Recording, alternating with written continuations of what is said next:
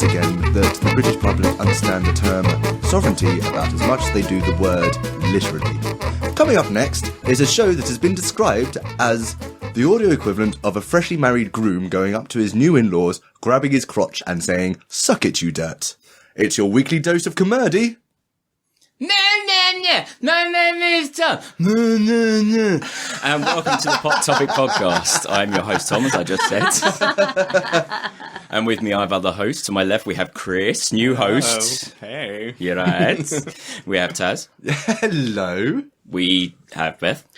Yo, we got a call here from Tiana. She says she's going out tonight. She's going to be wearing some shoes. And we also have Rita, who's watching Young Frankenstein in the corner. Studio audience that's not paying attention. On this podcast, we have two pots, one from our host, one from the community. They're filled with topics. I've got that in completely the wrong order. Let's get back on track. Whiskey. Cool. Right, well, the whiskey this time is the Bowmore Islay Single Malt Scotch Whiskey, small batch, bourbon cask matured, 40% alcohol volume. Fuck. That sounds quite nice. I didn't tell you about this bit, did I, Chris? No, we drink whiskey. Oh, yeah. You have to have a drink of whiskey. And this is a potent one as well. No. Except me and Dee don't like whiskey, so we're always exempt. Are you ready for the pop? Here comes the pop. That was hard. Was that actually the pop? Oh, no, that was the reaction to the pop. Sorry, I'm looking at the sound wave, listeners. I knew there was a reason I turned the screen towards me. We've just got a new shed layout. Yes, it looks beautiful, Tom. Because I had 4 days off this week and decided to rearrange Stop everything. whizzing! So, yeah, I've... Pictures in the Pod Topic community Facebook group? Yes. Oh, shit, another job. Yeah, once we get the curtains up, hence the echo, probably. But, yeah, I've got, like, our name and shit on, like, the board. And all the cables are well above us. We've got mounted speakers above our heads as well if we want to play music or play back recordings or whatever. We have new sexy cable. Fucking look. Where is it? This cable here is possibly the sexiest thing I have ever seen in my life. It's mesh. It comes with a micro Velcro strap, which is smooth on both sides, but you put them together and... Amazing. Yeah, you had 4 days off and this was your holiday. Audio gold. Cable and... This is how interesting it is being meat listeners. Yeah, so I've done a load of DIY. So, Nice. our weeks. Yeah, that's what I was doing a smooth intro. Oh, you were. Tom, smell that whiskey. Smell it. Here is the biggest event of my life. About 2 hours ago, that's how I made the self-service checkout at Sainsbury's smell. Oh no. I did. Oh, did you smash one? I did. I've never dropped an entire bottle of whiskey before. What I did is I packed it into my, because I don't use canned carrying bags because I'm not going to carry my shopping bag. You use foot carrying bags. I use a backpack. So I load all my shit in, and then I took the bottle out and kept the box in there, just because so they could take the security tag off when they were ready. Mm-hmm. And then while I was packing, I nudged it just a little bit too much, and I turned round and I just saw, like, it was the point where it's past the point of no return. Like, the bottle is horizontal, it's heading floorwards, and there's no way I'm getting it. And I'm thinking to myself, oh no. But surely, I mean, that's only like 1.5 foot, 2 foot, half a metre sort of. Could bounce. Yeah, I'm sure that's going to be fine. And then, tink! And the arse just explodes off, and I just stare in horror as just the entirety of the whiskey vents very quickly all around me. And I'm left standing there in this puddle of amber liquid, looking very much like a confused child that's pissed himself and doesn't really know what to do about it. See a lot of them? Well, I used to. When I was a child. I know where you were going, guys. So obviously, once they started, like, they put up like some things so people didn't walk in it. So I took a picture of that.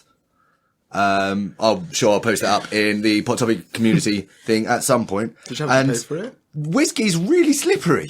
So as I walked off to get another bottle of whiskey, I almost slipped backwards, and I would have landed with my head on the glass most likely, adding my blood to it. But I managed to avoid that. Yeah, Chris is right. Did you have to pay for it? No. I hadn't bought it yet. But they just didn't charge you? No, because they're not allowed to. Like, breakages in shop. Yeah. Blame it on the old lady next to you then. Yeah. It was the old Alki. Not the new one. I'm not gonna lie. This I don't like whiskey, but No, Good luck. I just saw you take I a will small have sip. to, right? I will have Yeah, to. yeah. You don't have to drink the entire thing. I didn't take a sip. I just smelled. So what do Have a you sip for reckon? me, and then give me your verdict. Chris reviews. Oh, Okay. I can feel my lungs. So it's bottoms up. yeah. Are you actually going to down it? I thought that's the. No. We sip it during the show, man. Just sip it. Shit, I missed a trick then. Yeah, no. I don't know. I It's think I'm going to do it. a bad way to start because this being an Islay, it is very peaty, very smoky. So Okay. enjoy. Don't- That's like 3 shots. Oh no! Oh, what's he doing? Oh my god! Holy shit bags! That's the way to make your first podcast. Look at my life. Get on. Cool. Well, you're going to be on fire tonight. Oh, you've got your water there. It'll be all right. Okay. Back to you. And it's back to you, Tom. All right, I'll follow that up. Fuck. First day of my holiday, I went to go see Hang the Bastards' second to last show ever because they're breaking up. Don't quite They know are going why, to hang but that bastard. They are. Fuck me, they are good live. Shame you guys can't go appreciate it unless you're at Damnation Festival. I think that's the last. But hasn't Damnation just been? Wasn't it this weekend? You're screwed, listeners. Yeah, very, very good Stoner Doom, loud metal in a crowd of about 30 people. What? What venue was it? The show went up. It's the Red Cave in Shoreditch. Never heard of that. It's really nice. It's like a nice proper bar upstairs, like a small, quiet couch bar, nice smoking area. But downstairs, it's a pit. Yeah. Like it's a proper metal pit. Yeah, how proper metal venue Like should be. half the floor space is covered with speakers that go from the floor to the ceiling. Like it's really fucking loud. It killed my ears for 3 days straight. You didn't take any earplugs? I've bought some since because of this. So yeah, they were fucking phenomenal. And Chris has still they got an put- unhappy face. yeah, give him a sec. So yeah, the tickets went up on like a week before the actual show. The show was Halloween, so the price of the tickets was £6.66. Yes, mate. Nice. That's the way to do You should it. have paid it in pennies. But it's the fact like all the bands were just wandering around. Like half the crowd were the support Yeah. acts. Yeah, and yeah, it was yeah. quite cool. Like Dead Wound was the opening act. They were fucking awesome. Dead Wound. Oh, Dead. that's still that's a ridiculous. shame. I prefer Dead Womb. Dead Wound's much more stoner. Yeah, they were fucking phenomenal. And then me and Kimmy got chatting and then couldn't be asked to go back in for the next 2 support acts and then went in for Hang the Bastard right at the front. Brilliant. I couldn't feel my neck for 3 days. I couldn't hear anything for 3 days. It was I am fucking Gutted amazing. I missed it. But dude, frontman was there, like 2 inches away from my face. I could smell the smegma. Oh, he was fucking sick. Yeah, that was me. Nice. I suppose. Well, there was one thing that happened, which is bumped into Beth over at former host Kel's place, where there was some movies. But I'm sure Beth will get onto that. Yeah. The day after, I went to MCM Comic Con, and this time I went with the intention of buying an actual comic. Good fucking luck, mate. They Yeah. don't have them at Comic Con. No, I know. I never noticed before because I've never gone looking. But I was sort of walking around. This is like, okay, here's some anime. Here's weeb stuff. Here's some merchandise. Here's more anime. Here's more merchandise. Oh, there's some clothes. I'm going to Comic Con. What am I going to buy? Not fucking comics. There's the peaks and troughs we were talking Yeah, about. yeah, I did try to shout up. Do they not have? Apparently, in American like Comic Cons, they have got Artists Alley. Yeah. That sounds interesting. I did end up going there, and I bought a comic called Kura's The Arrival by a guy I've met through Heather, and I met Bex there. She was on a stand and bought a comic called Milkmaid Flesh. I've read the first couple of pages, and Tom, I think you're gonna like it. 'Cause Yeah, no, I've been meaning to get up to date with that. it starts off with an assassin dude being put into the body of a child in order to do an assassination. It's gonna be fucking awesome. Cool. And So- did you buy Beck's comic that she's featuring in, like the pilot run? She brought that home with her. That looks so cool. Yeah, she bought me a copy. Oh no, I I don't know if it was there or not. Yeah, it was. Yeah. Oh shit, no, I missed it, unfortunately. Yeah, she's got me a copy so you can read mine, but But Oh, I saw that on Facebook. yeah, she's like Is featured that- in it, like photos and drawings of her. Nice. playing really out this cool. narrative. Yeah. Nice. So other than that, Heather and I went in our Victorian Gambit and Rogue Regalia again. And again, it's lovely. It's always lovely because we walk around and there are people who come up and go, "Oh my God, you look fantastic. It's Gambit and Rogue, right?" Yeah. What, steampunk? No, Victorian. 1983 walking suits, to be very specific. But Mama don't wear no goggles. Can you see a cog?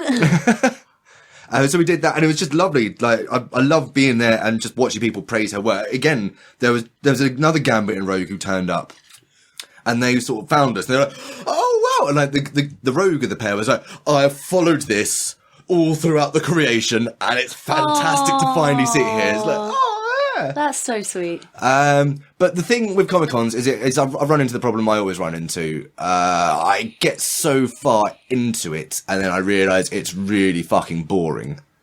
Yeah, I don't walking around. I don't like Comic Cons. I mean, I don't mind doing the shoots, but there's a lot of time in between that, and I just end up being bored. So I mean, of late, I've not really been drinking, other than on this show. Mm-hmm. I've more or less knocked it on the good. head. For MCM, I was like, nah. I took the Doug Stanhope approach. It's like I don't have a drinking. Constantly drinking. I don't have a drinking problem. I have a drinking solution. I'm not going to rely on you motherfuckers to entertain me. If I get drunk, I'm going to have fun. So I went down that route, and there was tremendously hungover on Monday, but it was a lot of fun. I've got a new life goal, which is playing. There's a couple of guys bumped into there. They work at a cinema somewhere in the Midlands, and after hours, when everyone's gone, they got a laptop, they plug it into the projector, and they play games on the fucking cinema screen. Oh, Yeah, no yeah, way. Oh my God! I exactly as incoherent as I was Yeah. when they first told me about it, and I really want to do that. And what game were they playing? They were playing Nidhogg! Yeah, Oh they my fucking God. were. One-on-one fencing. Oh. It's so good. It is fantastic. In fact, I came home and then ended up playing some Nidhogg with Tom. Yep, But- you did, didn't you? Well, I wouldn't say you were playing. Well, I was present. I wouldn't- yeah. I was moving the dude. What was the score, Taz? It was, you smashed me 10-0. Yeah, that's Which right. never That's happens. Right. That's right, Rob. Step up to my fencing skills. See, this is it, kids. Come at me. You shouldn't dope. Don't dope. It destroys your performance. Look, I worked Very, this out. very lunge. Taz was drunk. He was just plain old drunk. I was that kind of drunk you are really good at playing pool or bowling. Like, I was perfect. That nice, You had the happy, cockiness, but... loosey-goosey feel. Yeah. Anyone else who wants to Yes. go for what they've been doing recently? Well, it's been Halloween since... Goth Christmas. Goth Christmas. Yes. I was going to do a big cackle, but that would be awful. So for Halloween, as I was about to call you Jake. As Taryn said, we went to Kel's house. We watched The Witch, which we've been putting off watching so that we could watch it together at her house, and it was amazing. Oh, cool. It's really, really good. I don't know if it's so amazing because so many people were telling me, "Oh, shit, but it's so pretty, and it's so well done. The acting is fucking incredible, even from the kids. That's good. It's called The Witch. Was that in? Where was that? Where did you watch it? At Kel's. Kel's house. Oh, okay. Popped to So it Kel's was- house. Okay. And because it's been out for a while, it was See, just amazing. all I've heard is shit talking about that film. Yeah, It's really it's put me so off. good. So now you've said that you actually enjoyed it, I might give it a Well, go. I really didn't like The Village, and it had the same feel as The Village, but it wasn't The Village, so I could enjoy it. It didn't have the shit ending Yeah. and all that. Yeah. But yeah, it's seriously, the acting is second to none. And yeah, we kind of just stayed there for the entire weekend. So after The Witch, I brought round Hammer House of Horror, which is the TV series from the late 70s, early 80s. And I put on my favourite one, which is The House That Bled to Death. Oh, I love that one. Just a house that bleeds all over a children's birthday party. Brilliant. Then we turned to Netflix and we watched Mascots, which is a Netflix original film that Kel put on. Jesus Christ, she's got an amazing taste in Netflix stuff. Yeah, she's pretty good at it. She spends all day on it. She showed me so many good things, like is it Garfunkel and Oates and stuff like that. But Mascots, please watch it. It's actually like featured in Netflix at the moment. It is so funny. If you like, one of my favourite films is Drop Dead Gorgeous, which is a mockumentary in Minnesota about beauty queens. It's so funny. So funny. And Mascots is just like that. It's just a load of mascots coming from all different walks of life to be a part of this big mascot competition thing. It's hilarious. And then you realise at the end, you're actually at the competition like, oh fuck, we're actually going to watch these things that they've been talking about and practicing all this time. And obviously they get some like amazing tumbling people in to do the actual performances, and they're just amazing. And then she said, oh, you've not seen Flight of the Conchords TV series? Like, no, sorry. Oh shit, we watched all 2 seasons. Damn, son. All 2 seasons front to back. Oh my God. It's so good. I can't believe you've never seen it before. I can't believe I've never seen it before. I can imagine, like, it's got that kind of stigma of being very similar to, like, Mighty Boosh and that kind of stuff, like double acts. I already loved Flight of Conchords. Like, it was really weird because recently, I think the only reason we got talking about it is because I said, I couldn't think of something to watch on YouTube when I wanted to like do a bit of housework. So I put on like Flight of the Conchords when they're just performing on stage. And Alex and I were trying to figure out what came first. I think it was the performance on stage, but it could be because you know, like We Will Rock You. I've never seen We Will Rock You musical. Don't bother. No, I really don't want to, because the story of them trying to fit in all the songs is just ridiculous. So that's why I was thinking, well, how's this TV series going to work? Is this really going to? Oh, it worked so well. Yeah, please. It's so funny. You did see the David Bowie episode, right? Well, yeah, I'd already seen like clips of that. Bowie's in space. It's fucking beautiful. So yeah, Kel really looked after us. I made my way through all of the weird alcohol that she'd been given over the years that's been gathering dust on the shelf. I've had my eye on that. Fuck. Well, there's still a small rosé bottle that I couldn't get into because it just kept turning. So good luck. You can have that. I also went to the Grants Museum with Mama Ryan.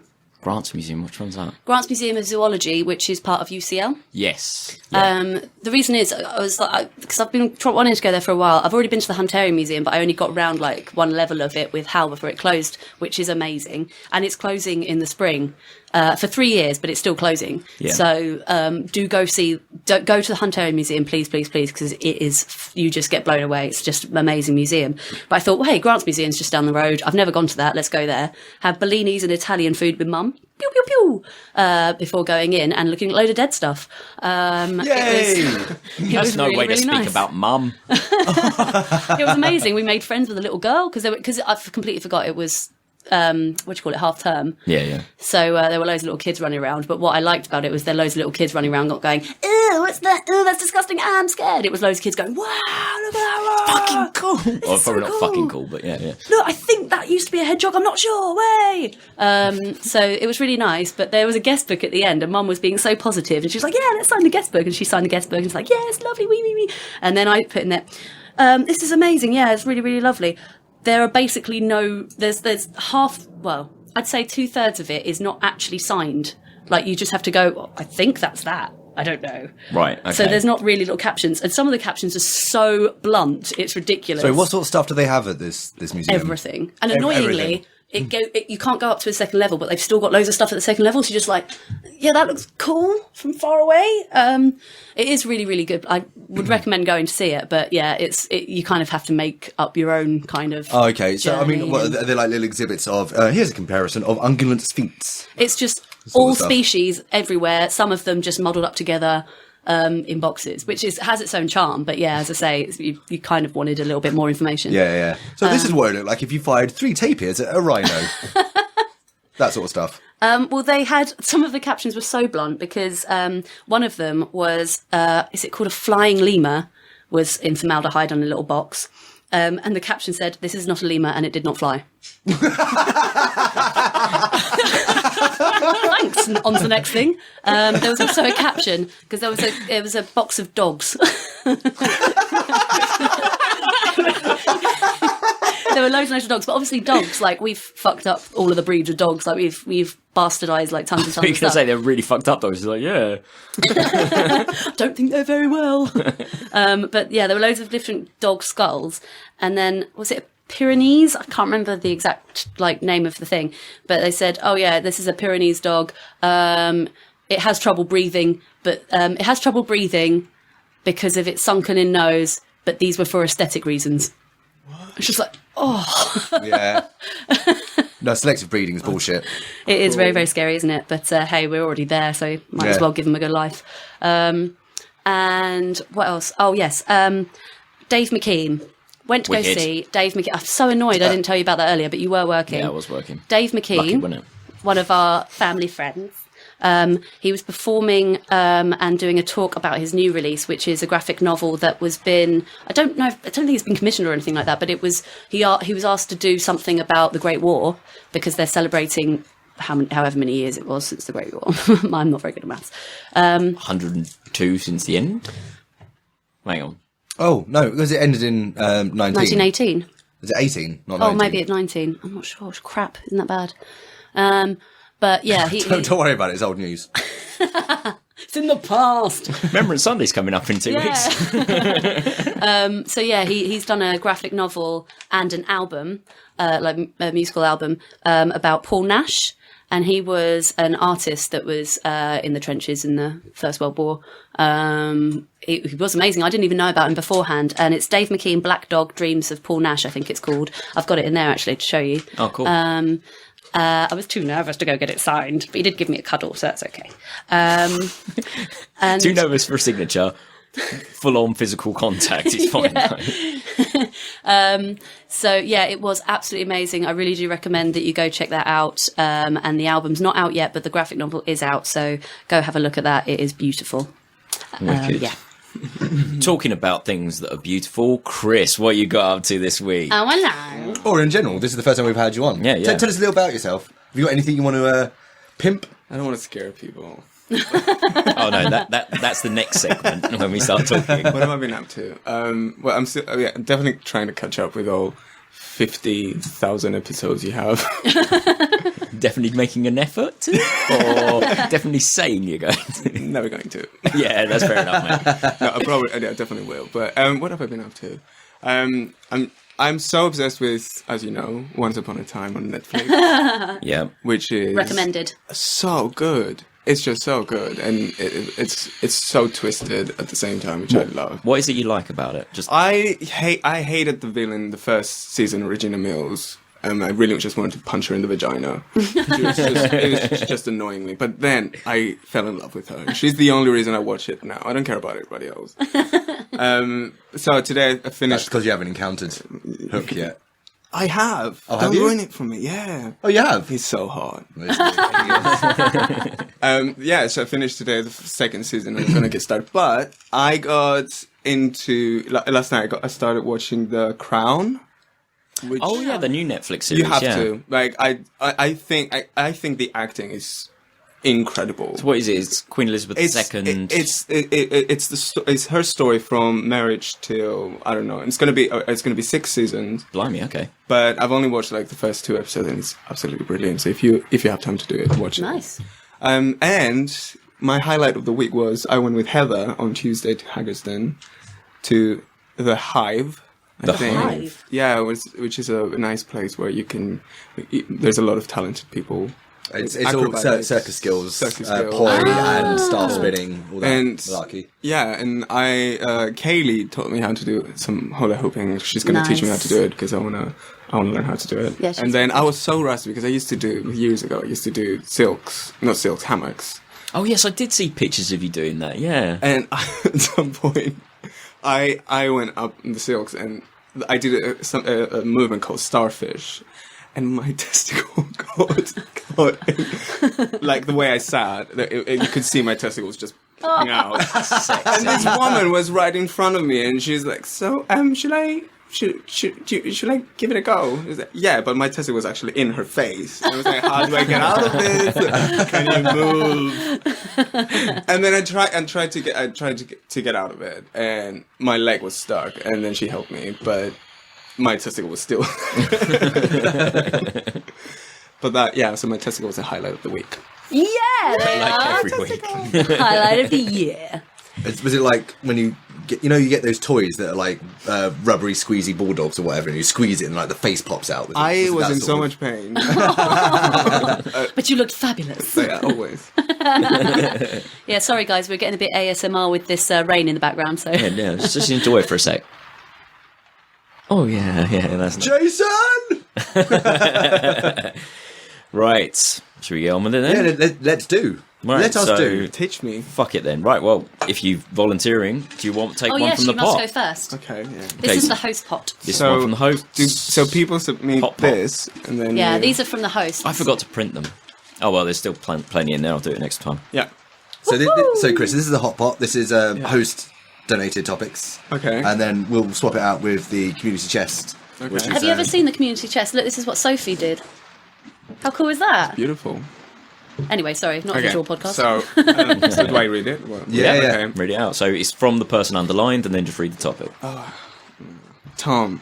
Shit. Hillary Clinton teams up with Pusha T Pusha T, yeah. for help me. Is it Tom's for handwriting? voter I can't registration drive. Yeah. Vote registration. Tom, would you drive. care to explain? Yeah, it's fucking hilarious. So this was quite a while ago, to be fair. First off, So who's Pusha T? Yeah, I Pusha have no T idea. is a dope boy rapper. Right, okay. By that I mean he used to sell meth. Okay? Oh my word! So basically, if you pre-registered voting on Hillary's website, you were entered in a contest for tickets to Pusha T's show.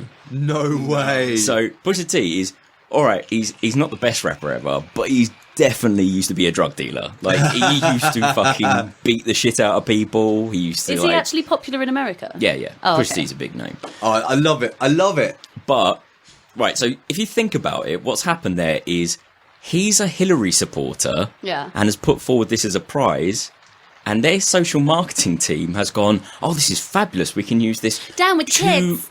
get everyone on the website pre-registering for it.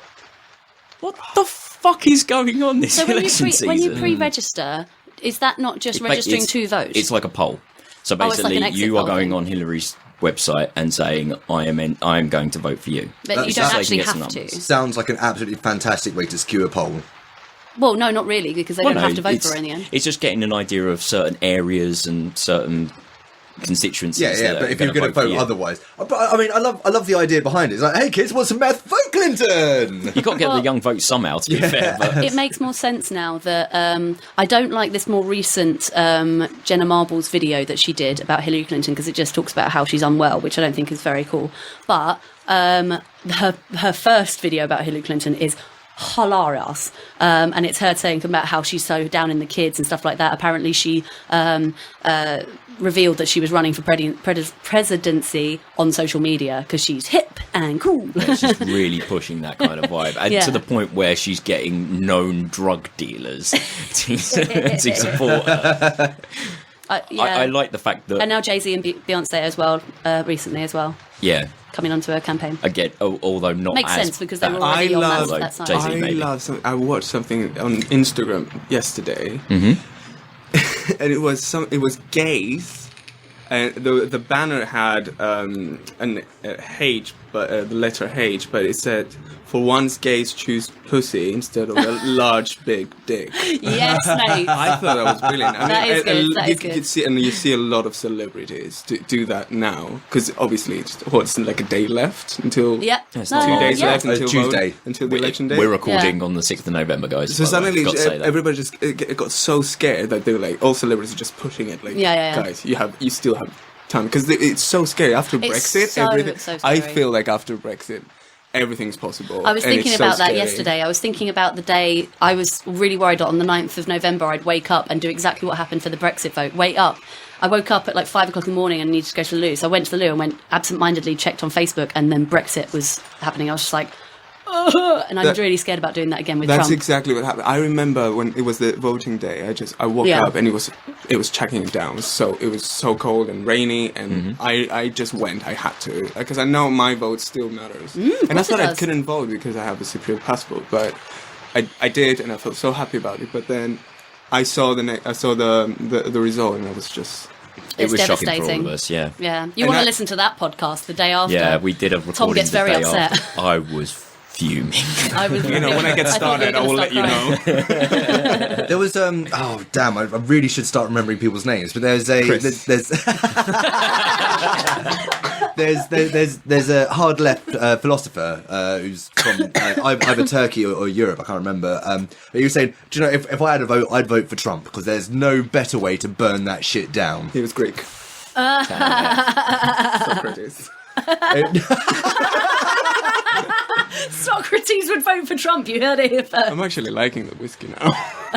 Oh no. But you just next like 3 fucking shots of it. I'm not surprised. Someone's Fuck. getting Am I allowed? drunk. Yeah, go for Help it. yourself, mate. Yeah, that'll be have a funny. Pour yourself a measure. I'll have one. I have to do stuff tonight. I have to be sensible. All right. Well, you should have told yourself that half an hour ago, mate. So yeah, I'm just putting it out in the universe, even though I can't actually influence anything, and the votes are happening on Tuesday before this comes out. But my God, please don't let Trump win. Please let the Green Party or something like that win. I haven't even read her manifesto, but it's got to be better. Yeah.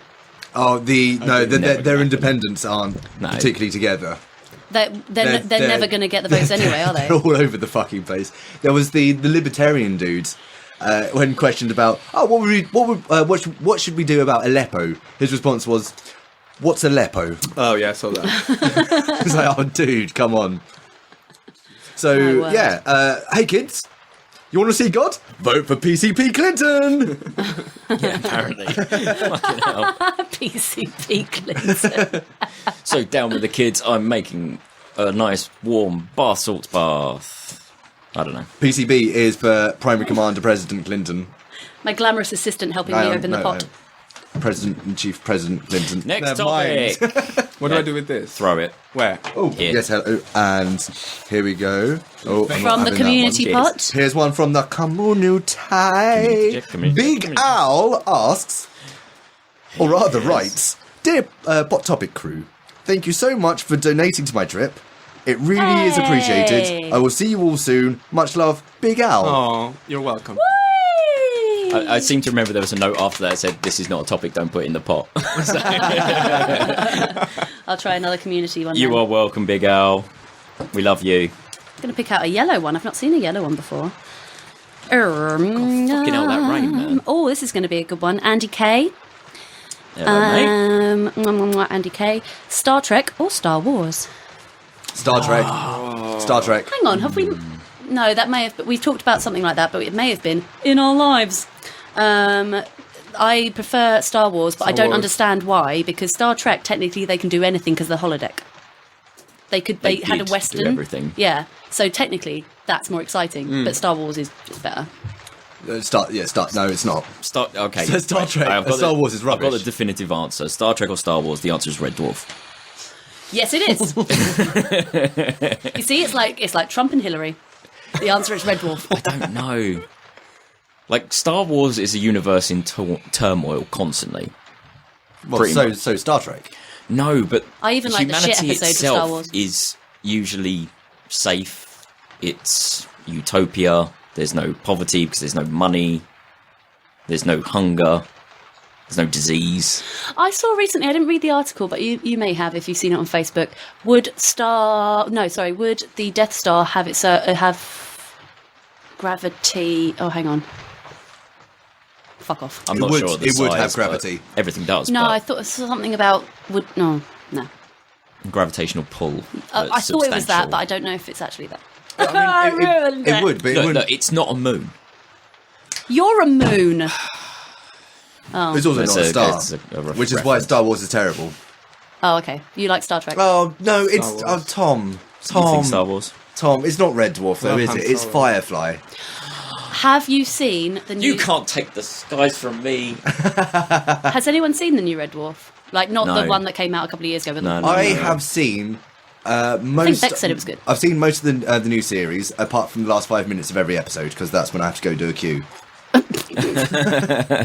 And yeah, it's all right. It's got some really good moments, and then some Nice. moments that are just like, Is Kachansky in it? no, not that I've seen anyway. We don't need her. Nah, not at all. You know, I'm going to put my money behind Star Trek just because. I love both equally. Like, it's like picking between two children that are both perfect, rather than one of them being like you're like Beth. I said a bad word that's going to have to be bleeped. Reversed. Reversed, yeah. Flip that last year, reverse it. Something about spitting in your mouth. Werewolves and naked children. If you got a big, ooh, let me search. I love the fact Annie K writes in a nice serious sci-fi topic and we start singing Missy Elliott. Oh, this isn't a serious topic. Ba, ba, ba, ba. The thing is, like, Star Wars hasn't done anything that I love. I love it. And there are some fucking amazing episodes of Star Trek. There's equally as much bad Star Trek as there is as much bad Star Wars. How many series of Star Trek have there been? God. Well, individual series or like... Deep Space Nine was good. Yeah? Yeah, it was fun. It's an interesting take on the I agree. soap opera format. Well, it was...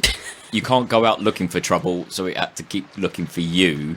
And there's not that much trouble going on, so let's have some melodrama in the meantime. Yeah. Yeah, I mean, like... It was cool, though. I fucking love Steve Space, man. Cisco was the best captain, because he kept that shit down. Yeah, I prefer Ricard? Rickard, how you doing, mate? Ricard would be our captain. Captain Rickard. Love it. Oh dear. Hop, hop. Tom? Oh, he's stopping. All right, cool. Fine. Yeah, I declare it. Yeah, I don't know. sorry, Andy, to answer your question, it's Oh, it's you still Firefly. drinking the whiskey, Chris? Yeah, it's definitely Firefly or Red Dwarf. Yeah. All right, so another one from the host. We're flying through him today. We better slow down. No! Otherwise, we're going to run out of hosts because none of you cunts have put an E in for recently. I love the way you're not going to reverse the word cunts. No, fuck that. Well, if I did that, I'd be there for fucking days editing. Right, so this one, I'm presuming is from Taryn because there's no name on it. Fav Movie Monsters. Well, it doesn't sound like something I wrote. It Hang might on, be it Beth, might be actually. me. It looks like your handwriting. No, it's not my handwriting. All right, let's have a look. Fav Movie Monsters, Oogie Boogie Man. Oh, Fucking damn! He was so offended by Damn. I really don't like Tim Burton movies. Yeah, but... It was Oogie like a Boogie hen- Man. My It was girlfriend like a- is actually like stabbing the Yeah, air but this at is me. Henry Like- Selick too. How can you not? How can you not? 'Cause Musical. They're all the same. I don't know. Oh, no, They are Is it all Henry the same. Selick as well? You know, Oh wow, we couldn't tell through all the goth. No, I'm with Tom on this. Most of them are junk. You know what? Beetlejuice is fantastic, and I love Nightmare Before Yes, Christmas, mate. but... I'm just a second away of storming out of this place. Oh, Oh no. shit's going down. You had the whiskey. I'm not because there's whiskey. It is for free. And you're enjoying it And now. I'm loving it. What was the question? Favourite movie monsters? Zombies. Is that it? Just generic It's just- zombies? yeah, I fucking love... I know Tom, you do. You wrote a whole fucking Tom, book. I love zombies. Speaking of the book, Oh, yeah, it's no, out. I'll do it at the Go end. get Fuck it. off. Right. You know, Why I zombies? love zombies. Because they're really useful for communicating. dead. No, they're more so than just about any other movie monster. They're really useful for kind of... Like, you can fit them into multiple metaphors. There's the whole kind of assimilation to brainless society. There's the work George A. Romero did with it. He used them in Day of the Dead as unwitting test subjects, and in Dawn of the Dead as what's the word? Commuter? No, consumer. Yeah, just dumb consumers. Yeah. And then you've got the whole nature of humanity destroying itself.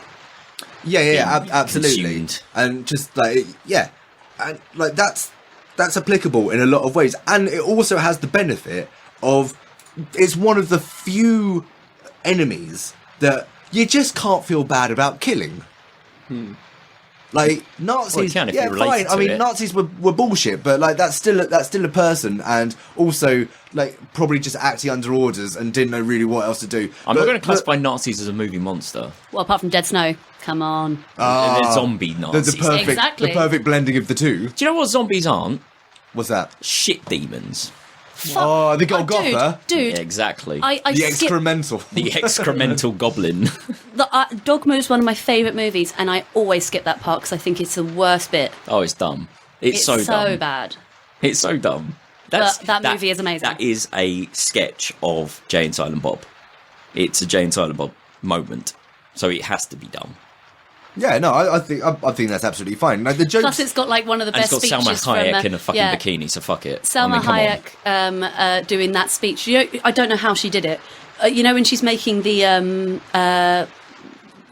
what do you call them? The alcohol bomb. Molotov cocktail. Molotov cocktail. Alcohol bomb. Alcohol bomb. And she says That was my nickname she in high explains the shit demon in about 3 seconds. She says the most words ever in that movie. It's brilliant. That's the only good bit about it. And the how he kills him at the end is a good bit. Okay, and related to Salma Hayek in Dusk Till Dawn. Is she a monster? Yes, she is, and she's fucking hot. Jesus Christ. You were talking about zombies. I think better like version.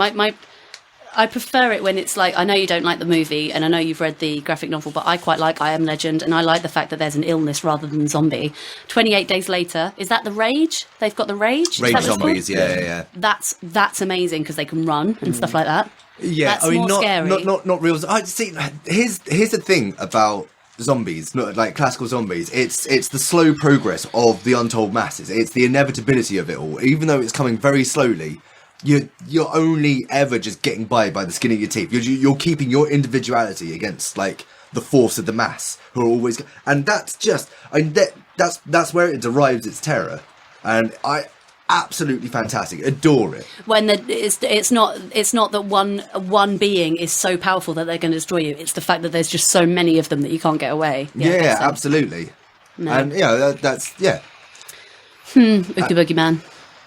I mean, if there'd been my bugs. If there'd been a decent Cthulhu, it'd also have to be Cthulhu. No, unfortunately, there hasn't been a decent. Cthulhu there movie. Hasn't been. I quite like that monster from Cloverfield. Yeah, that's pretty good. That's pretty scary. Yeah. Especially when he walks over them. in a kaiju sort of way. Pretty cool. That reminds me of... What about Godzilla? Those films are fucking phenomenal. They're so much fun to watch. Trash movies, but they're fucking good. Yeah, but I like the first King Kong. I like the first King Kong. I don't like any others. The thing about Godzilla is kind of what it represents. Again, I mean, this is the thing with movie monsters. Like the best ones, they represent something that like it's an undercurrent that runs through a social consciousness. The thing about kaiju's, like Mothra and Godzilla, is you notice they're all massive and everyone against them is tiny, they feel insignificant, but oh my god, we got to fight through. And they've all had their beginnings, pretty much all had their beginnings through some sort of radioactive incident. Nuclear power. And it came out, like, the whole kaiju movement came out of Japan. The whole thing is based off the fears and just the damage done by the nuclear explosions. And to be honest, on a country that's plagued with earthquakes and tsunamis, they've got all these nuclear power plants. I can quite understand the reasoning. Yeah, I mean... Trump? See, I nearly said the same thing. Let's not talk about that. Do you know what? Do you know what? I'll allow Trump because he appeared in Home Alone 2 and he points Kevin McAllister in the direction of something, and there's a point where he walks away and turns back and look at how he looks at McAllister. Why are you calling him McAllister? Because that's the name of the character. Is it? Yeah, Kevin McAllister. Kevin McAllister. You called him Macaulay McAllister. Did I? Yeah. I'm very sorry. I got well confused. And we'll loop it here as proof. Kevin McAllister.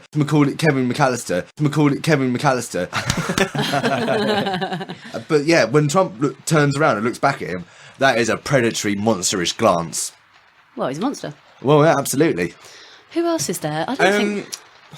Do we can we talk about Disney monsters? Yeah, absolutely. I'm obsessed with Maleficent ever since Maleficent. Really I loved her. Like, I loved her being evil. Loved her in the movie when it was love how she's got a crow man. Yeah, I love it. I love Maleficent, but I also like Anaconda. Oh yeah, because I do love snakes. And my brother, when I was really young, my brother was obsessed with snakes. Is when he used to get a lot of pets and. You had snakes in your home. That's so cool. It's Cyprus. It's so hot. Nobody has a cat in the middle, in 40-degree Celsius house. Hey, you are freaked out to get into the shed today because of spiders, and you come from Cyprus where there are snakes just hanging about. Spiders, and this is what my mum always said. Like, how can you not be afraid of snakes and be scared of spiders? Because in Cyprus they're not poisonous, but they jump, and we have the wolf spiders. They're tiny. Oh yeah, I love them. Jump. They're pretty. No, they're not. They're so cute. I love spiders, but I also love snakes. No, Anaconda, I think, is one of my favourite. If you're talking about Disney villains, Ursula is absolutely fucking amazing. Let's face it.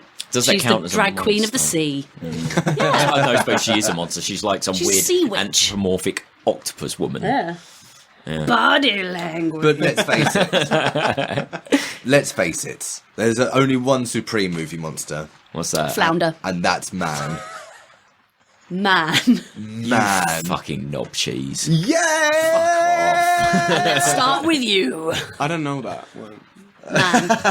Oh, you know all about men. Oh, is it? Was it actually a joke? Yeah. Oh. This is the point where you laugh. Oh.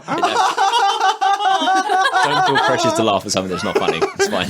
I'm just trying to make him feel better because he's sitting next to me. I need laugh charity.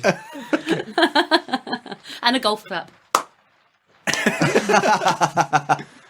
Tom. Oh, you've already done one. I've done one. You've done one. It's one from Community Chess. It's one from there now. Oh.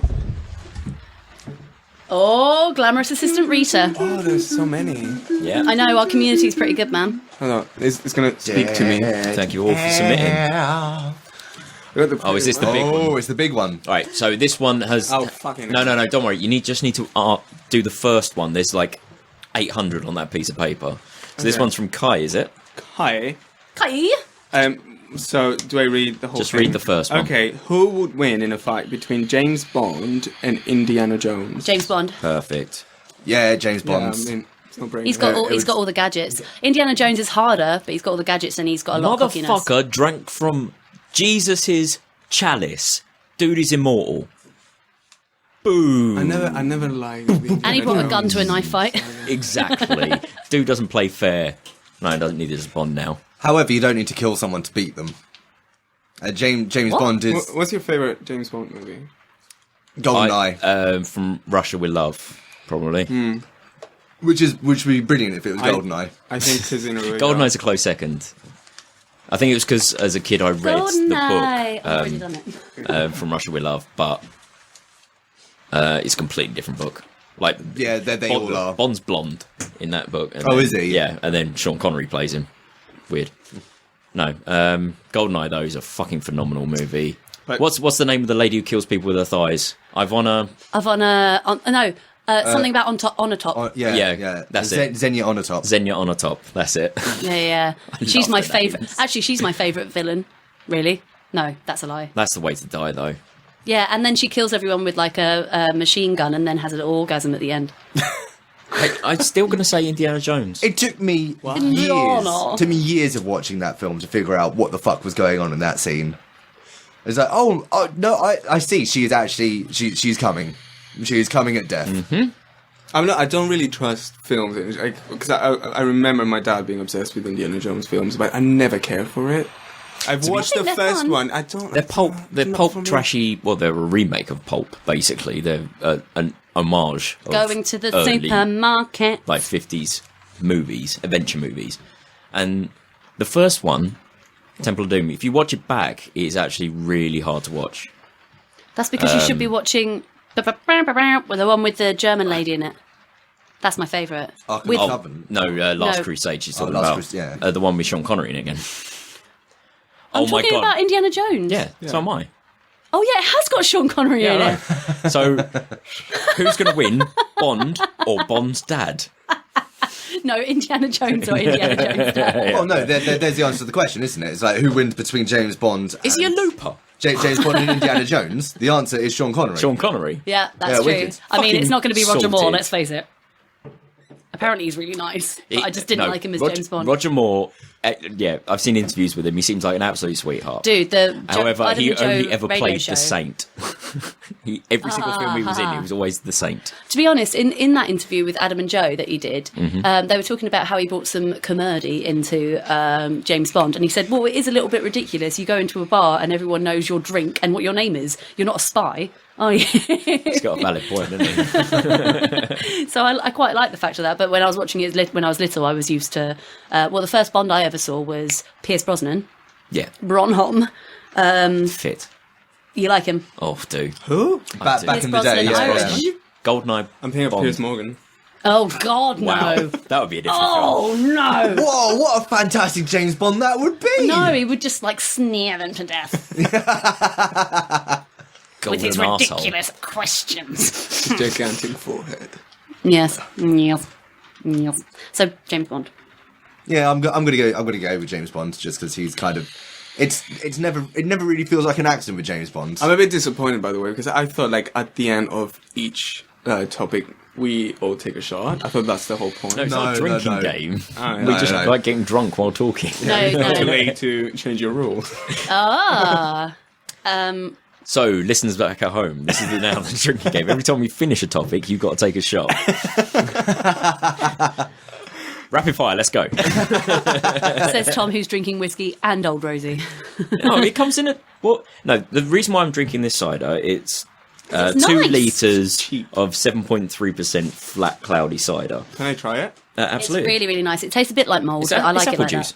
that. The reason why I bought this was because I was going to Eddie's the other night and I was driving and I could only really drink one drink.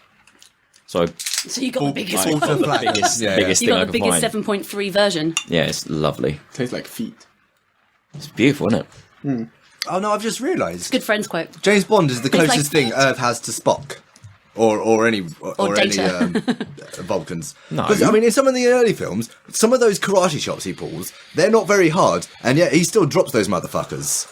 They are down. So he's got to have some sort of magical wrist power, which just needs to touch it to your side, boom, Again, done. that's the Moore, sort of, Roger Moore Bond. It's did canon, that. mate. It's canon.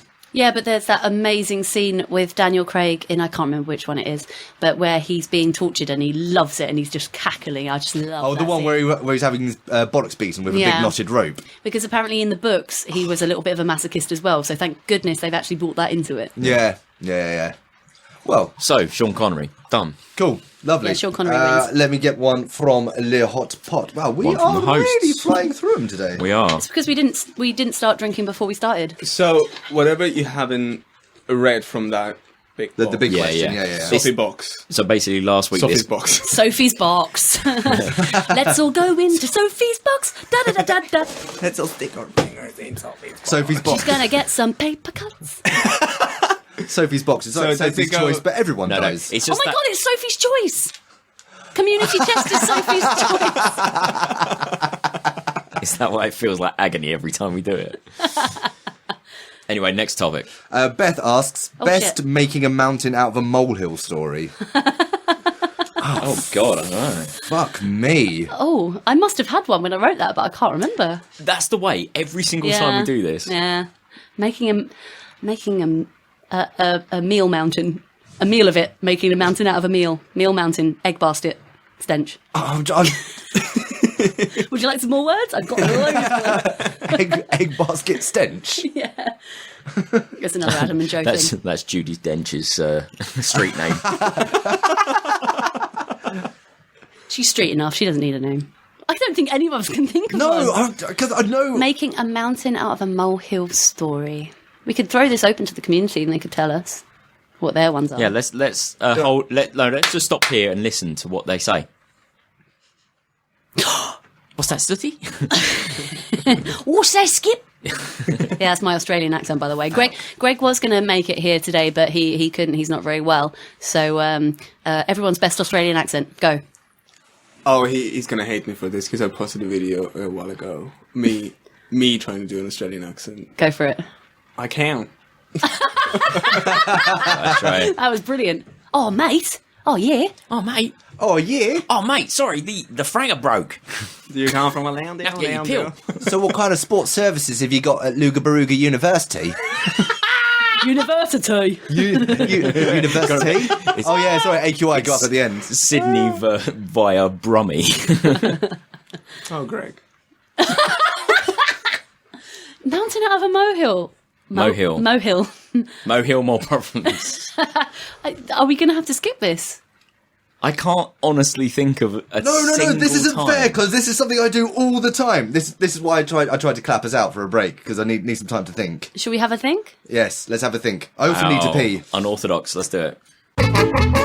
Completely unorthodox, we just had a break to have a think. We've never done that before. Yeah, it's because it was a difficult one. Yeah. It was a difficult one. So what you got? Here's the thing, like, I tend to be reasonably straightforward, and most of the mountains out of molehills I make, that's all shit that happens internally, and it's not really fun to talk about. It's like, no one's really going to really get anything out of it, other than people going, oh yeah, do you know what, I overdwell on shit as well, I agree, it's equally stupid.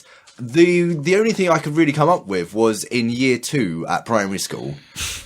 Good start. We were doing, I think this was for science, year 2 science. We were sort of exploring the senses.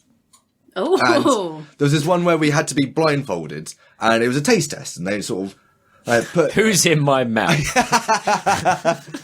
And what? So they put a grape in, and then we'd have a tune. We'd have to say what it was. And I mean, as has been pointed out on the show before, I was brought up by hippies, and therefore part of that was I was brought up homeopathic. And there are certain things that at least my homeopath says we weren't supposed to eat because it would cancel out the remedies. Yeah. Did they put in mint? No. So like it started off. It was. That's a weird sentence. I never thought I'd say. It was, I don't know, it was a grape, and it was like, nom, nom, nom, nom. Oh yeah, that's very nice. And then there was something else, like, nom, nom, nom, nom. Oh yeah, that's very nice. I think that's this. Yeah, very well done.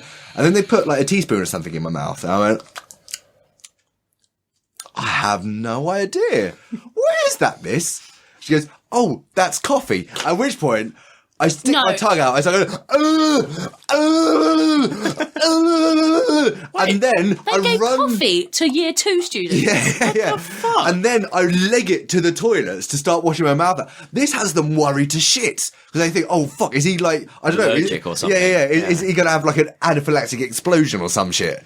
And then, like, when they come to find me, it's just like, are you all right, Taryn? And I'm just like, oh, I shouldn't have coffee. It cancels the remedies. What? The remedies I take? A homeopath. I shouldn't have coffee. Oh, that's okay. I think that's about the best story I've got. Oh, that's right. He was raised as a homeopath, as in wrong. How old were you when you did that? Year 2. That was only 6. So, because you said like they gave coffee. That's to ridiculous. My dad used to give when I was like 7 years old. He after like at dinner table, he was like, "Oh no, you're a man now, so you can have a glass of wine with me." Yeah, that's fine. But that's but Not a whole glass. You haven't met my dad. I'd like to. I want to meet your dad, yeah. Yeah, but that's different because he supposedly can make me a man. Who knew? It was expired wine. That's why it didn't work. Is this corked? I mean, dicked? I mean, what?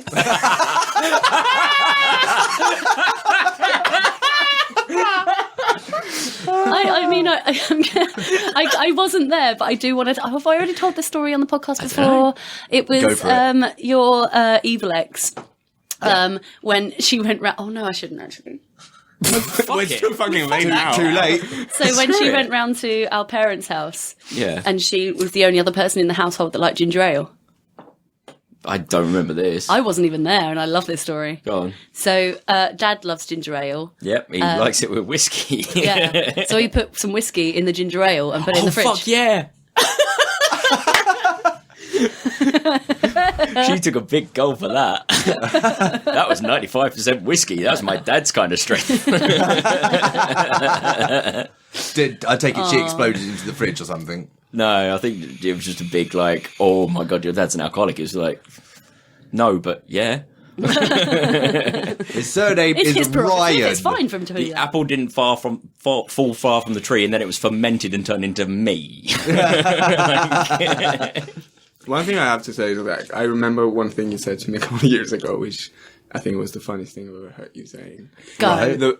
When He's talking about Taz, by the way. no, actually, probably 4 years ago when I met you, you said to me, because you said earlier, my parents are hippies from the 80s, and in my head, I probably was drunk at the time. But in my head, I thought they were like time travelers from the 80s.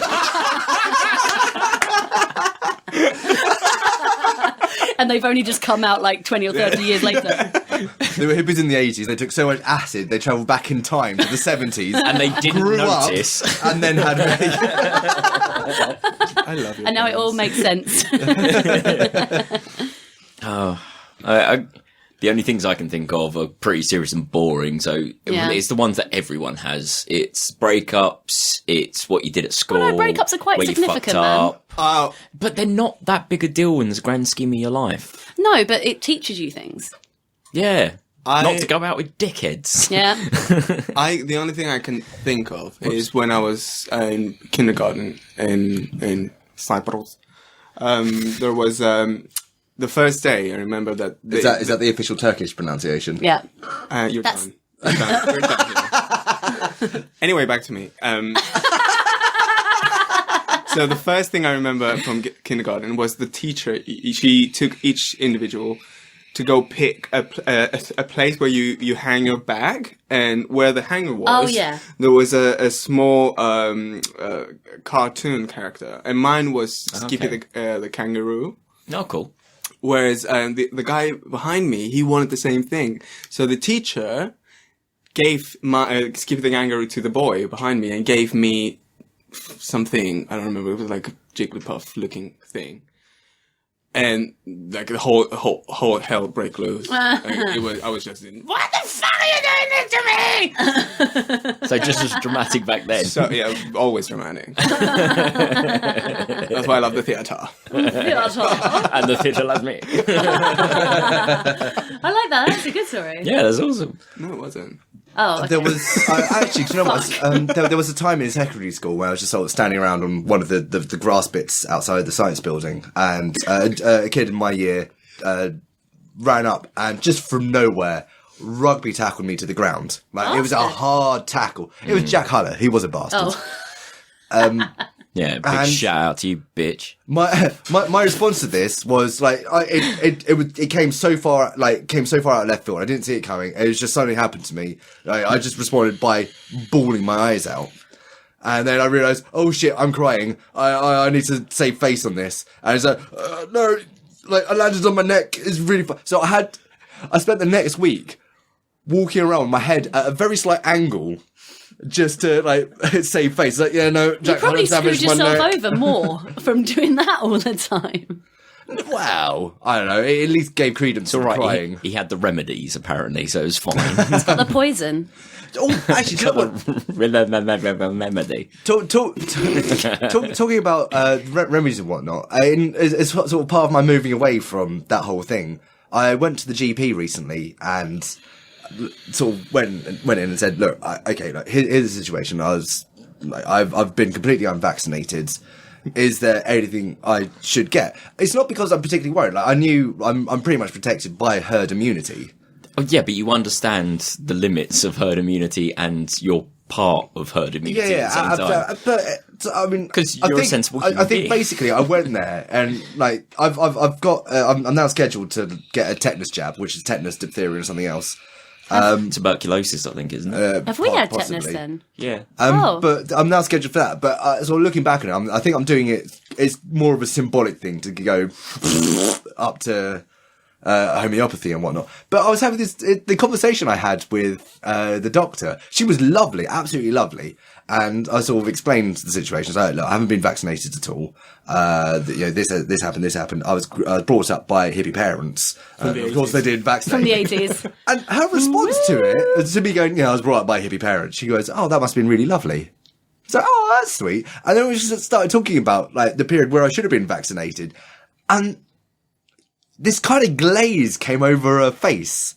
And she just said, yeah, no, that was a really worrying time. And it was delivered like, oh my God. Someone You're who gonna die, basically. it was like she'd been through the trenches. Yeah, Flashbacks, like yeah. flashbacks. Yeah. It was like, it was a really visceral response. She's got medicinal PTSD. Yeah, and it was just like, it was really interesting to see her just care so much about this one little bit of recent history. I don't know. I thought I'd throw that in there because She's seen too much in the 80s.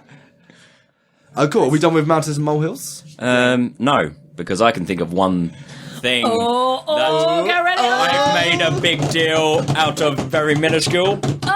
Here comes the joke of the evening. Taz's penis.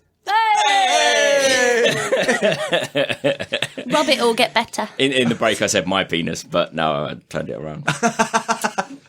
It's a funny joke. We'll wait whilst you laugh.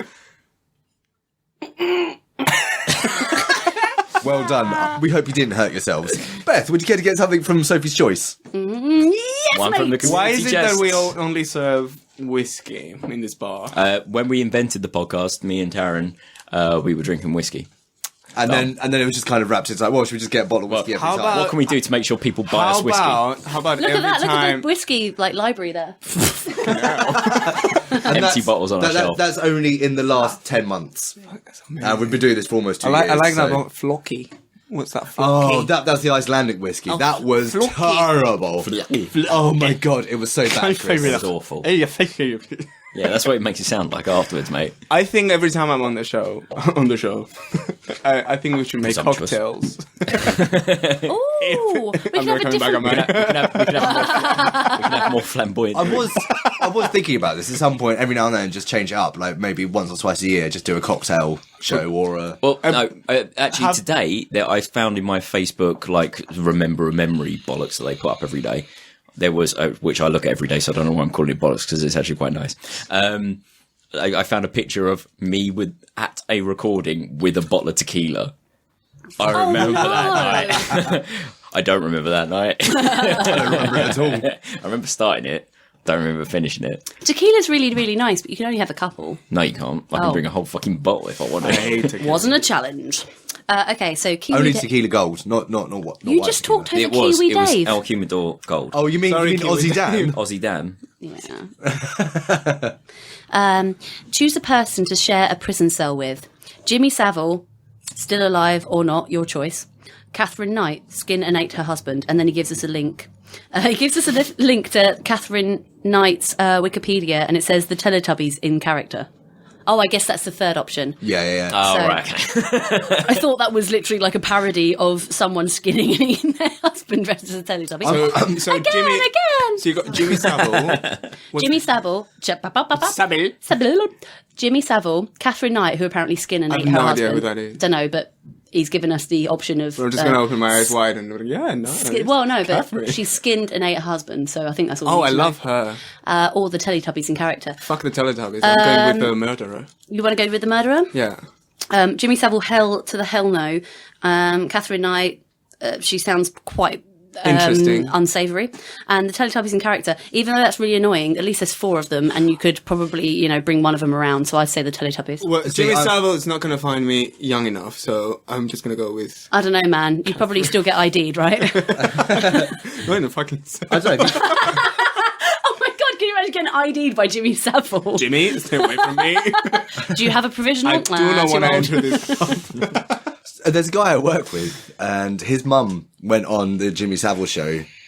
And when it came out about the whole thing, that Jimmy Savile had been, a paedophile. Interfering with kids, yeah. Her response was, Allegedly. I wonder what was wrong with me. Oh, It's it's like an insult. It's that moment of like, was I not pretty enough? Was I too chubby? Dom Lawson. The answer is yes, dear. Dom Lawson, who is an amazing music journalist, because to be fair, there's not that many. Dom Lawson's freaking amazing. wow. He went on to Jim Will Fix It as well. Can't remember what you wanted him to fix, but it definitely wasn't, Jim, will you fix it for me to shit on a whore? Which is that great letter that goes around the internet. Was it Catherine Knight? Catherine Knight, K-N? with both Ks, yeah. I would probably go for dead Jimmy Savile, to be honest. Actually, no, you got a point. I think that'd be so entertaining. Like, I spend my entire You would time. like to stay, even if it's Jimmy Savile or not, that's a dead person in your fucking cell. Yes. Above the Teletubbies. Oh, yeah. Have you not seen Who the are Daniel people Radcliffe inside? film? Right, okay, here's the thing, Beth. The Teletubbies, they are going to annoy the shit out of me, and they're so fucking padded that if I tried to beat the shit out of them, it would be completely ineffectual. Yeah, but it'd be fun, wouldn't it? No, it you wouldn't. could chuck one on the other one, it would bounce off, it'd be fun. No, it's no good. No good They whatsoever. could tell you how to make crisps, they could go to a And crisp also, factory in their have you seen Teletubbies tummies. Have you seen the size of the Teletubbies? I'd have no space in that cell. One of them's got a purse, you could steal Tinky that. Winky's got good accessories, exactly. And a Tinky Winky. Right, I've just googled Catherine Knight. Mm-hmm. It says that she stabbed him to death and then skinned him, then put his skin on a meat hook, cooked his head and parts of his body and placed them together with vegetables and plates, with place cards with his children's names. Oh my word! But I mean, there is a point. Like you want to, like, if she was so upset that at the spur of the moment, she Yeah, but that's not spur at the moment. She killed him, And then she's just making the most of it. There's like, oh shit! Now what I have to do? I'm sorry. I might make a stew. I'm sorry, I'm going to pick the Takes woman. like 5 hours, but still, whee! What a good night in. I'm going to share a cell with a woman who can cook. Sex. I think I'm gonna change back to Jimmy. Yeah, no, I'm going with dead Jimmy Savile because like he's no autonomy whatsoever. He's dead, so I could just store him in the corner. Apparently, I can deal with the smell of dead things because I recently had to. Homeopath and No, one of the guys I worked with was sort of cleaning out the substage, and there'd been the smell of a dead mouse for a while. Yeah, and he found it stuck in the refrigerator behind the refrigerator. He couldn't deal with the smell. So cooking, basically. Yeah. So I went in and I had to fish that fucker out. And it was, I didn't mind the smell. Like the smell it didn't seem too bad to me, but it was making him gag. I was just like, the problem I found was the entire time I was holding it and then trying to wiggle it out and just going, don't separate, please don't separate. But in the end, all I had to do was, its tail was just snagged around something. So once I got that out, it was fine. The humming you can hear in the background is Rita listening to music because she doesn't want to listen to our conversation. so I could deal with a corpse, put it in the corner. I spend my entire time coming up with really, really shit puns, and we could become a double act. He'd be my little ventriloquist dummies. I come up with shit puns, or the shit joke like I did, which I may or may not appear in the bloopers, about Jon Snow and Kiora. Just start every joke like, now then. When you say Kiora, do you think are you saying like hi in New Zealand? Kiora was an orangey That's Maori sugary for drink. hello. Is it? Yeah. Kiora. What is it? Kiora. No, this is Kiora. This is different. It's Kia ora, K-I-A. actually. Yeah, Kia ora means hello in Maori. Really? Well, maybe that's why it's called Kiora. I work with Claire. I know. It's basically Kiwi. a horrible orangey sugary drink that had an advert that meant that orange juice was too sugary for crows. Too orangey for crows. Orangey for crows. It's just don't start that. Just go back to Maria. Yeah, no, unfortunately, the Kiora voice is actually the Maria. So Maria now, she's half Mexican, half Kiwi. Let's not go there. Okay, let's not. And also a crow. But you know you want to. I just let the gun ready. But you want to Maria? Everybody, this is the end of your podcast. Save it. All right, bye. Bye-bye. Yeah, I'm going to go with Catherine. Woman can cook. Also, if in prison somebody fucks me off, I can bribe one of the guards with something, and I could just in the night sneak his corpse into their cell just to look at them when they're waking up, and just like a little sign of just saying like now then. All right. Well, fine, whatever. So at least I'm trying, people. Are you doing a Rorschach there? You're not locked in there with you. You're locked in with him. Whatever it is. That's the tiniest topic I've ever seen. It is. It's 2 words. Kiora. I hardly know. I'm not drunk enough. Really? Bollocks. I need something. Do you want something that isn't whiskey? I've got some mojito. Mojito. Is it Strong, yes, drink some. No, is it fuck it. I'll drink it. So now you're mixing drinks. Good luck. I have to work tonight. Dude, good luck. So this one's from me. Shit. Vape slang. So actually, this is pretty much just inspired by one of the Griffin. I think it was Griffin McElroy. Yeah, it's Griffin. Riff on My Brother and Me podcast. Give it a listen. They don't need any PR. Fuck them. Their numbers are insane. I love the way you finish some PR by saying they don't need it. They're amazing. I love the McElroy brothers. Absolutely. But, so the fact that it's called vape. Ripping fat clouds or burning the cotton. Or then you've done it wrong. The vaping thing. Surely the fact that it's called vape because it used to be called e-cigarette. I'm sure that's not the same thing, though. It is, is. yeah. No. Well, no, an e-cigarette is like a shitty version of a vape, and the whole thing was they're designed to get cigarette users onto vape. Surfing the glycerol clouds of plume.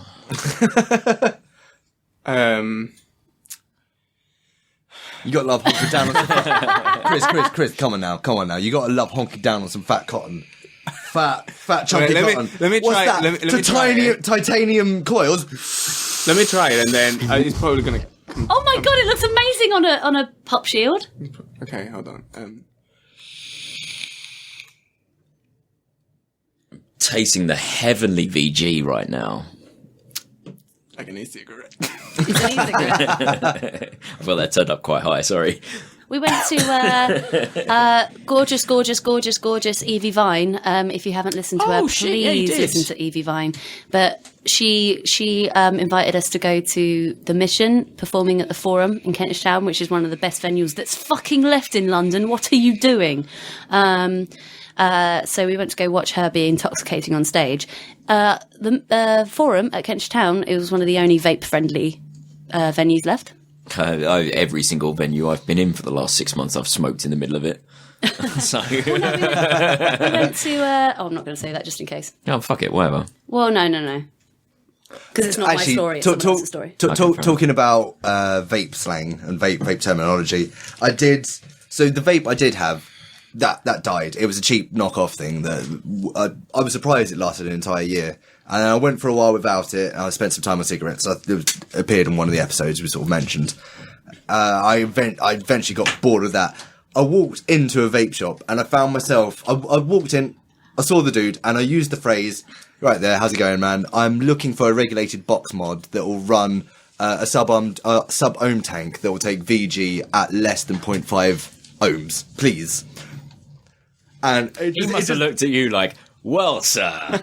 Preferably I'd like to do it for under 100 quid. And he went, yeah, okay, absolutely. I think we got it. I could do it for 105 maybe. He's like, yeah, that's fine, mate. Let's go.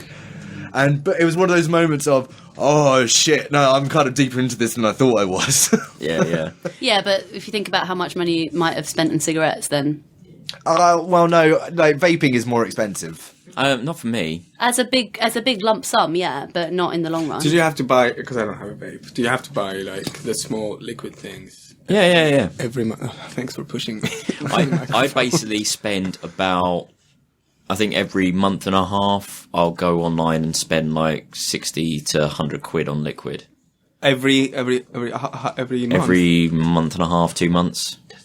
So That's probably the same as cigarettes, though. It's definitely No. not. No. But that means like you smoke like... I'm smoking very nice liquid. I am treating myself. Yeah, same here. And also every fucker that I know smokes my fucking liquid. So... Why are you looking at me when you say No, that? I didn't at all. I purposely didn't look at everyone else that was smoking. Every motherfucker likes to sup on Tom's juice. Oh, that had a great rhythm to it. Oh, that's not like some fucking Dre shit. Motherfucker left a second time. Oh, I don't want to sing that. It's my brother. Actually, no, that's more like Easy. No, I mean, the thing is, at the moment, I'm spending in the region of 25 quids every week and a half, which, if that was cigarettes, it'd be closer to about £12. However, I don't smell terrible and can breathe in the morning, so I am absolutely and your clothes fine aren't with rough. that. Yeah, absolutely. And now I'm not drinking anywhere near as much. It's all balanced out quite nicely.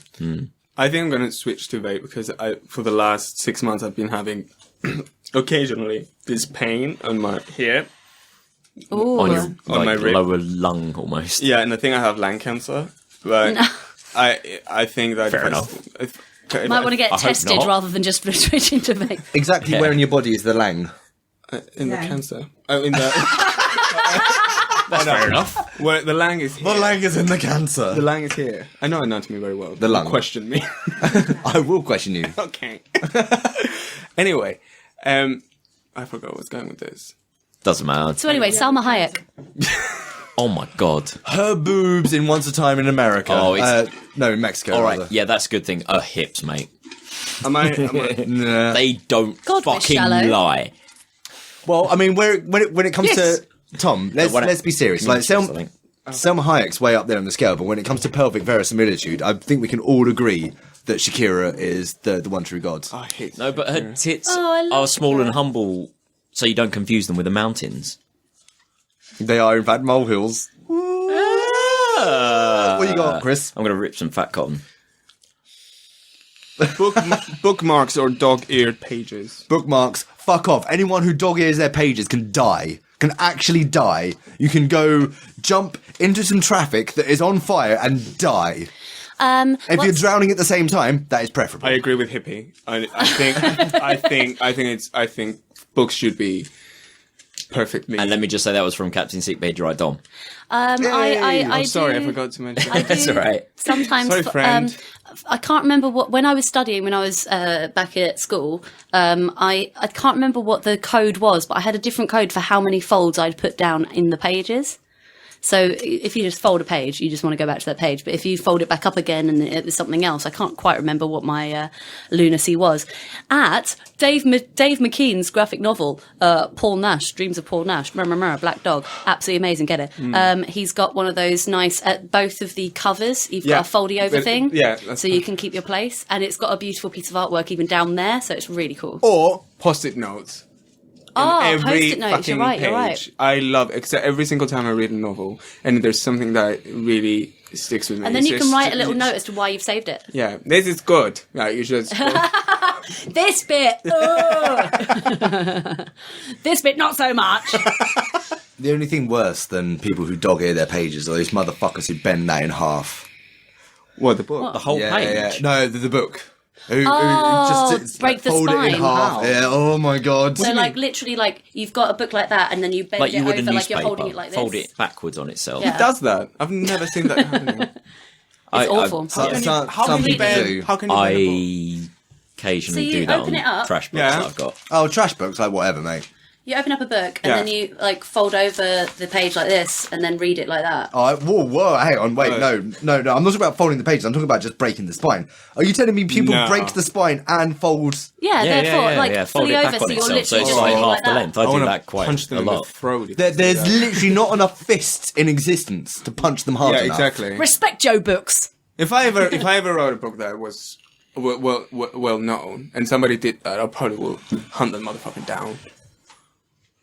I get my money Well. back. I mean, there's, Remind me never to read any of your books.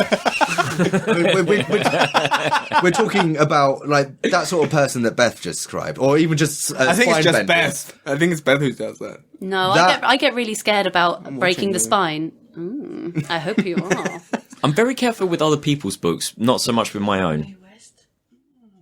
No, I'm always careful because I want to yeah. reread them again. If you mistreat them, the pages will fall out and you have to buy them again. It's bullshit. I'm not one for rereading books. No, fair enough. I'm very am. slow. I'm a very slow reader. I'm a very slow reader, but if you've got a book, right, you know have when you to read. finish a book and you're like, oh fuck, I've just finished it and now I'm not in that world anymore. I don't meet those characters every day. Then you reread it. I agree with you because Yeah. Alice in Wonderland is my favorite story ever since I was really Oh, young. You it's a know good that. movie. That's a If good you're movie. my That's a friend, you good know book. that. Yeah, the books are just incredible. The book is amazing because it's like the sentences don't make sense. They're like all folded up on each other. And it wasn't until I was Grammar is 19 years ridiculous. old that I make the whole drug reference, which I think that was his mind is just incredible.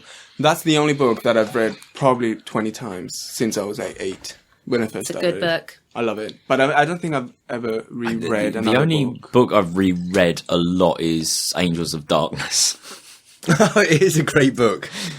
Warhammer 40k trash fluff book, which is basically one chapter action, visceral, space marine, shooty, things going on, and then the next chapter will be torture scene. Oh gosh. And it's actually a story told in the middle of a torture. And Well, that's interrogation. interrogation. Sorry, no, torture. Interrogation. No, people who like break the spines in their book. It's who the fuck do you think? What you think you're Bane? You're there, you're reading your book. You go, you only wear the darkness. I was born in it. Snap, cunts.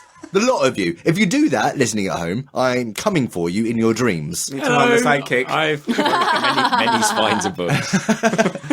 I am Book Boy. Da-da-da. When I eat a book, I turn into a book boy. Banana Man reference. What? Banana Man. Banana He's Man. just a normal boy until is he it? eats a banana. Why do I know about this? Eric. Somebody said that about it. Eric, Banana Man. Banana. Somebody said to It's me an the other 80s day. cartoon. You didn't grow up in this country. You weren't gonna. That was definitely not. Right, racism. I thought you loved racism. love Possibly that's xenophobia. I mean, Bookman was a great series. It was It's a a Greek fantastic word, series. which I love you. I really enjoyed that cartoon. It did take a dark turn in season 3 where he ate American Psycho, but other than that, it was brilliant. A really boring true? turn. Yeah, no, that dude's he's not When a he good eats some writer. toast, he turns into Boring Man. He turns into Christian Bale. I don't know. Anyway. The whole scene where he gets the hookers to eat eat arses. Don't just stare at it, eat it. That stirred something. Or in me. when, feed me a kitten. So what's everyone using as a bookmark right now? At the moment, I'm using a postcard, which was it's a postcard of a piece of art by, I think, Blake, called The Ghost of a Flea. And it was given to me by Richard and Deborah, who were the landlords of the Sawmill, where we used to record. Oh, yeah. So, I mean, that's been with me for ages. And I think that's going to stay with me for a while. Because just on the back, it just says, to Taz, have a nice life, Richard and Deborah. Oh, Yeah. they really were amazing. They were fucking incredible. They were great landlords. I'm using one of my mum and dad's photos when they're together. Well, it's not as sweet because they were both drunk in the picture. Yeah, that's pretty But sweet. they're both. At least you can relate then. Yeah, but it's really cute. I love that picture, and that's the one I'm using. And at work, I have another picture because we do a lot of brochure stuff. I used one of my mom's picture as well on the brochure because I know I'm never going to lose those. Yeah, That's sweet. That is sweet. I like that. Yeah, it's not some chuck away thing. Yeah. B, what do you use? As I say, I normally read books that have a little foldy bit. Ah, fair enough. Do you actually go to Waterstones and you're like, I need a book that Oh no, I was just about to mention where I work. We get a lot of samples in. I don't need to go to any bookstore anymore. Yeah. I've currently, for the last couple years, I've been using a ticket for the Train to Hell, which is from Sam and Max, one of the episodic games by Telltale. Nice. They sent out a merch pack to me. Okay, and anyone I'm using that. anyone that needs to preface this with like where they came from, I'm sorry, but if no one knows Sam and Max, I'm going to hunt you down in your dreams. That's basically the origin of... That was our childhood. Steve Purcell, the writer, and the creator of Sam and Max. I am going to give full credit for my sense of humour. Yeah, Sam and Max are Absolute full amazing. sense of humour came from him. I think you'd love Sam and Max as well, Chris. I don't know what it is, but it sounds. It's a game. I know you, and I know you're quite hysterical. Thank you. It's a shame the listeners don't get any of that. I know. No, you should play But, Sam and yeah, Max. It's I've- fucking Sam and- hilarious. What's it called? Sam and Max. I've got a DVD It's a dog of and the a rabbit, animated kids show. and they detectives. I'm getting it Yeah. just before I leave. Then Perfect. You better be careful with it because it's my pride and joy. I'll probably piss on it. Yeah, boy. So, something I've always liked the idea of is you quite often get them in hardbacks. Is that bit of ribbon? Oh, yeah. Now it's a brilliant idea. You got that bit of ribbon that's attached to the cover, and then you just put that between the two pages that you want to. And it's not big enough to be able to like cause an obstruction to the spine as well. True. However, in the wrong hands, i.e., me, what that turns into is. Have you ever seen one of those cheese cutting boards? Yes. Yeah, those. It's like I won't think about it at all, and I'll just grab the bit of ribbon and I'll use that to open the book, and there goes the page.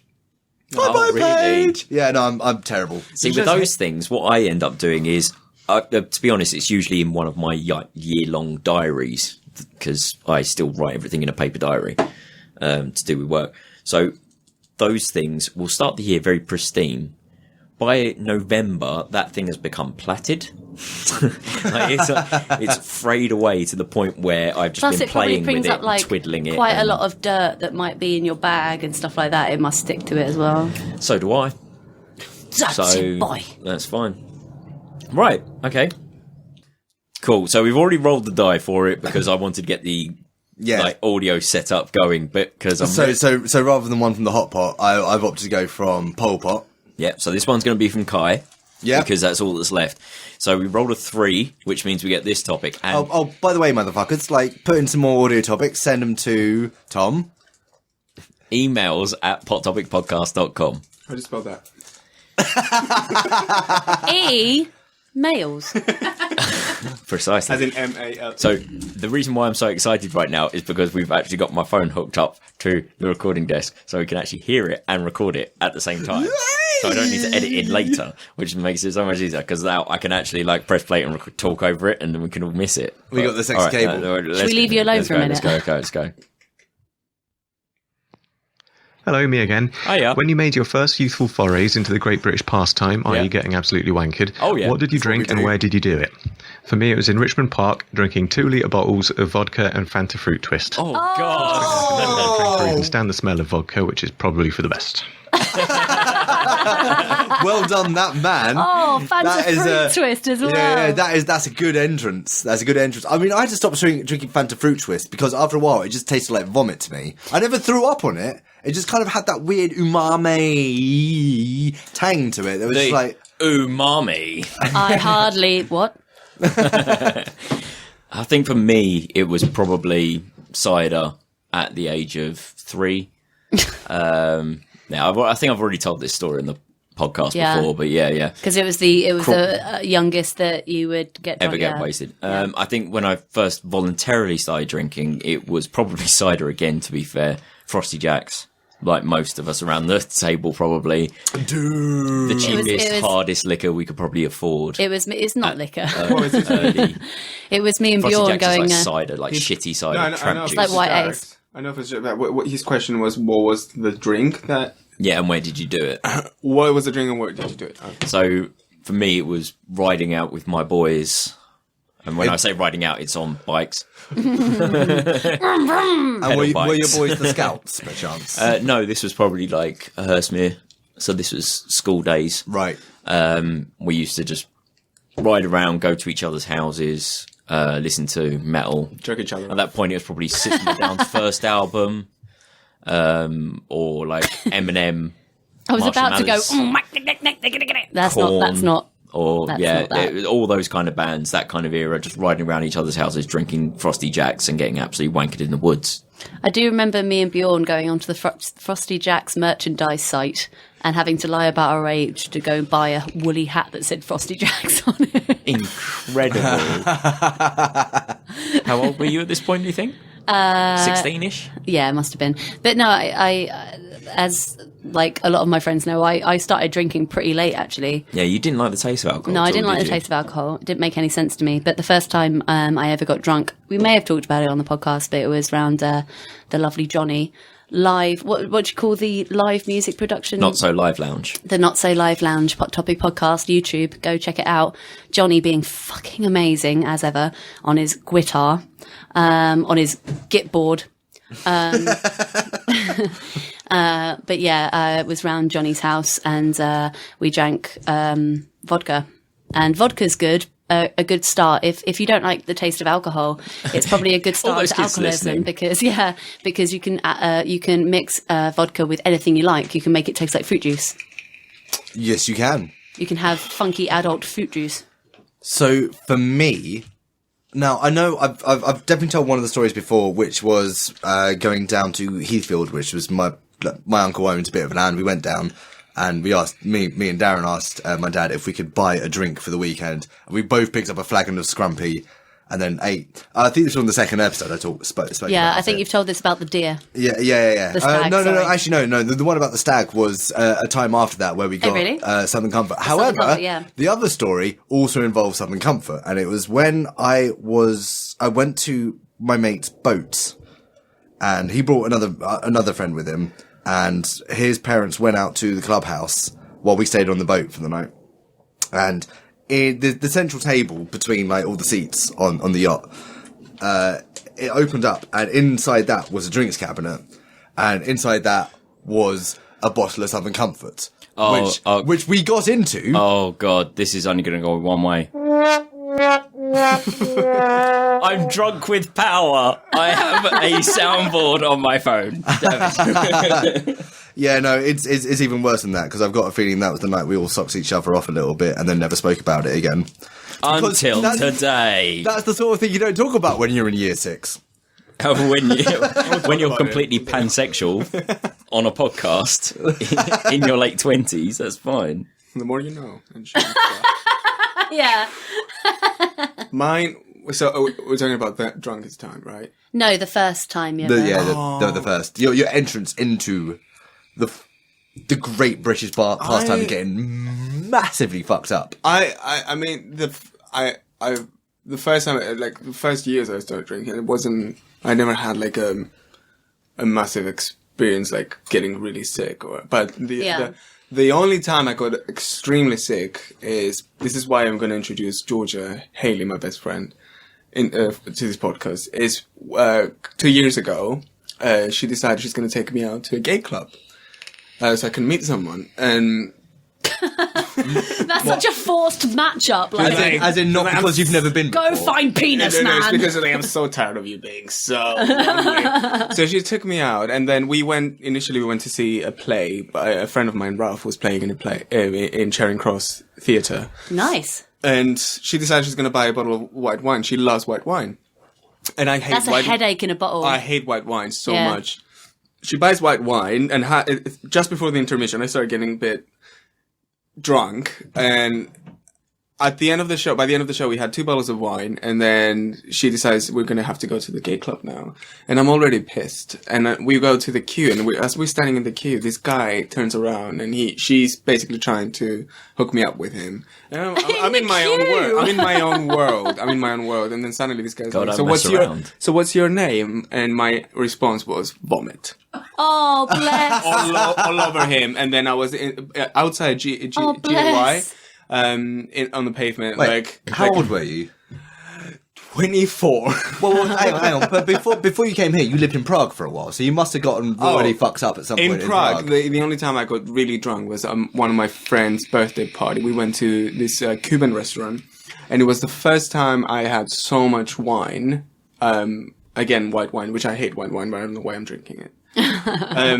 And I got so drunk that my friends for 3 hours they were looking for me, and I was in the toilet just throwing up. Oh, bless. Yeah, it wasn't a good experience. So, did you have any teenage experiences of drinking? Anything back in Cyprus? Like trying to get wrecked as a stupid young adolescent? Because I guess like in Cyprus it's not really. It's not a white thing. You not really drink when it's really forbidden. And I grew up in a farmhouse in a tiny town outside the capital. So there was only like 5,000 people in the town. So there's not really places to go buy alcohol, and if you go buy alcohol when you were like 12, you can't really do anything. I just robbed it from my dad. So exactly, we would rob it from.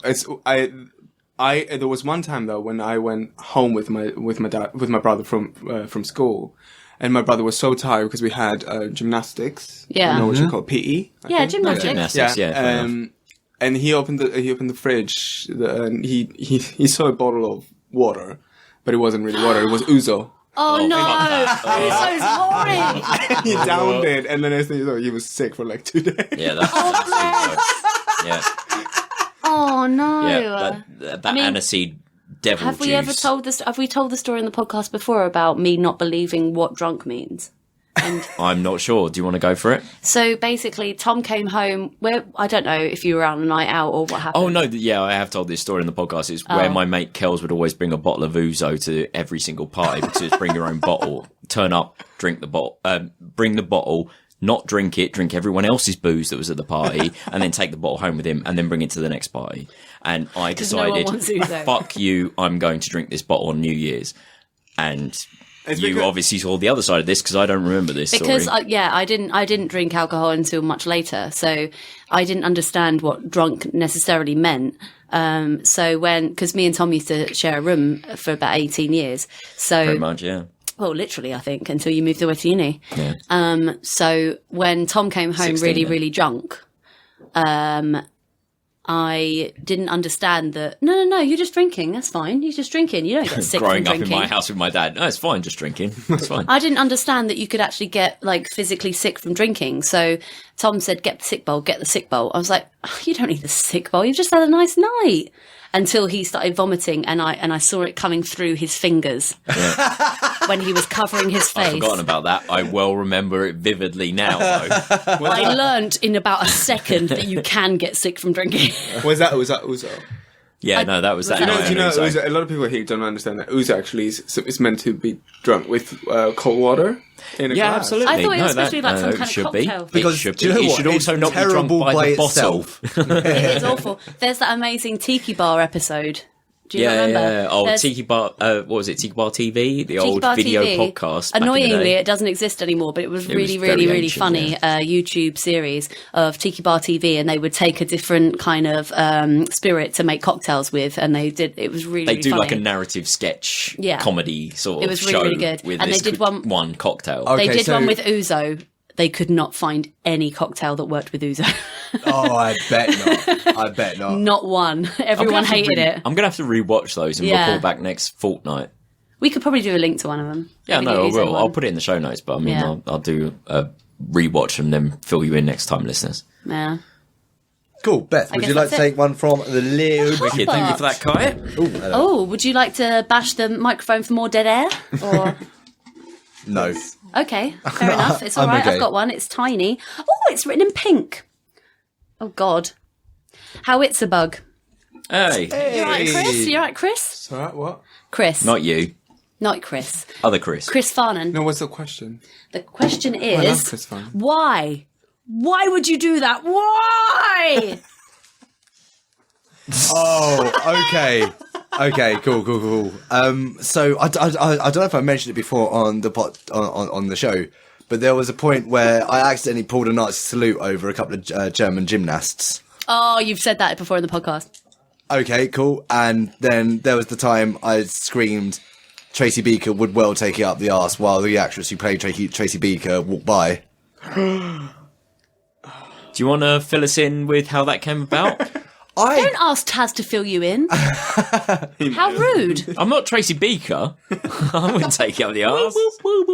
Well, she was. I was working at the we Churchill know you were, Theatre at the Chris. time, and I was working at the Churchill Theatre at the time, and Rocky Horror Picture Show came through, and the girl. I'm sorry. Danny Harmer. Fuck off. Fuck you! That's How a great dare show. you? Richard O'Brien. Yeah, get out. He wasn't in any of the stage shows recently, No, but it started as a stage show. and now it's pantomime.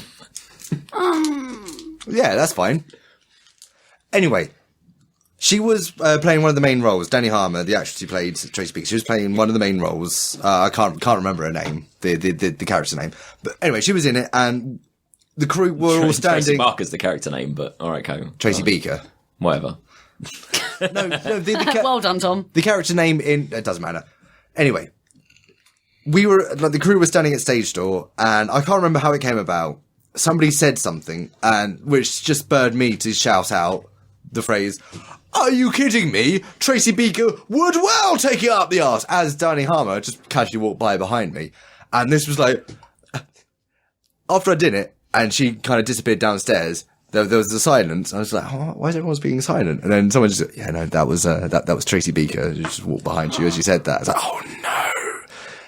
2 years ago, I went on tour, the only tour I've ever been on, and she was playing Wendy in the Peter Pan production that it was. And I was like, oh god, is she going to remember? Is it going to... Nah, no. It turns out she's a fucking filthy bird anyway. Absolutely lovely. And she, I thought you were going to say absolutely loves it up the arse. wouldn't surprise me. But no, she's fucking incredible. Like, lovely girl. So much fun. Fair enough. And has a child now. And I get updates because I'm friends with her mister, who was also on the tour. That's where they met. Ooh. Aww. Yeah, it's beautiful. And so I kind of get... Anal is beautiful. Anal is beautiful. Chris, there is no shame in art fifth face. form. Yeah, I agree with that. Don't I know it? Don't I know it? So why would you do that? Why? Tom's face of records. Oh. God. It's like a unicorn. Oh, I've got another one of why would you do that? And I know Why? I know we almost certainly have spoken about it at some point, but it Oh was God, you're looking at me a lot. It was the 192-hour party where I got into my head, like, do you know what would be really funny? I'm gonna just wait for it, and I'm gonna spit in Beth's face, and then I did, and everyone was just kind not of happy. stopped, and it was, I don't blame you. That's a fucking ridiculous thing to do. But you did spit We in should my put that face. up on YouTube. What? No, What maybe did you not. do? Nothing. Were you, we like, dead we were serious? play wrestling, and he decided to spit in my face. What, like, or like, No, like full on flob. like Jewish I phlegm? couldn't believe it. Everyone, I could like, not believe everyone's reaction in the room was like, "Why the fuck did you just spit in Beth's face?" now, Did you cry? it. No, I just wiped myself. Now, I just got clean from his fucking ridiculousness. this is interesting because it's one of those. It's one of the less. Usually, like if I make a mistake, I will learn from it. And My parents love you, and if they hear this, they'll know what an evil spitter you are. Please tell me, Linda. You right, Mum? Linda doesn't. Does she listen to Oh no, she does. All right, Mum. I love you, Linda. Linda. Everyone loves doesn't. Linda. In my defence, I was very drunk and was under the To be fair, we've all done misapprehension that silly it was things. going to be very funny, And it to be wasn't. honest, darling, I'm happy to be part of your experiment. It's Just don't fine. spin. Well, here's the thing. Touch me! It wasn't the first time I'd ever done that experiment because up until the age of 7. Now, at the time, I didn't think it was funny. It was simply a matter of what if, and it was just back when I was 7 or whatever, while my parents would still brush my teeth. And there was one time, like Dad was brushing my teeth, Wait, and I just thought, well, your dad was brushing your teeth at 7. yeah. Well, maybe 5. I don't know. I mean, I don't know the actual age of it, but it was pretty early. I mean, I wasn't allowed to iron my own clothes when I was little, but I think that's because I'm clumsy. I think my parents were saving me. But brushing your own teeth? My teeth. My teeth. My teeth are very white. So, Pearly white. I mean, if it helps inform it, my parents both have. Their teeth aren't fantastic, so I think they spent a lot of time brushing our teeth because they wanted to teach us and sort of get into our heads. No, you absolutely have to brush your teeth, and you have to do it well. On this one particular occasion, Dad was brushing my teeth, and I just thought to myself, so what would happen if I just spat the toothpaste in Dad's face right now? Lol. And I did, and his reaction was to, like, obviously he recoiled for a second, handed me the toothbrush and just went, all right, just brush your own teeth then. I walked out. And then, then was angry, afterwards. And of course, can't imagine the tension. Of course he was. The minty tension. Oh no, wait, not minty. Not minty. Because you were raised by hippies. Yay! Hippies who love dragons. Taran is a camel. Come on. I'm sorry, Rita, do you want to cut on mic? Rita's response, Taran was a camel. Nice. I'm a fucking llama, bitch! Tara was a camel. I don't...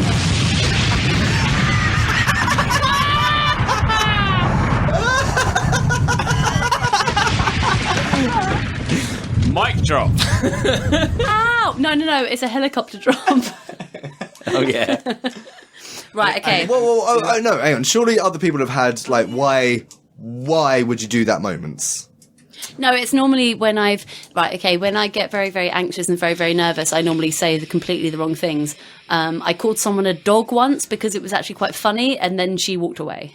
And then I've spent the rest of my friendship trying to comfort her and let her know that I didn't mean it. And she already knows that I didn't mean it. So she's like, no, it's fine. No, it was funny at the time. It's absolutely fine. But my horrible guilt means that I just keep constantly trying to make her feel good about herself, even though she's completely fine about it.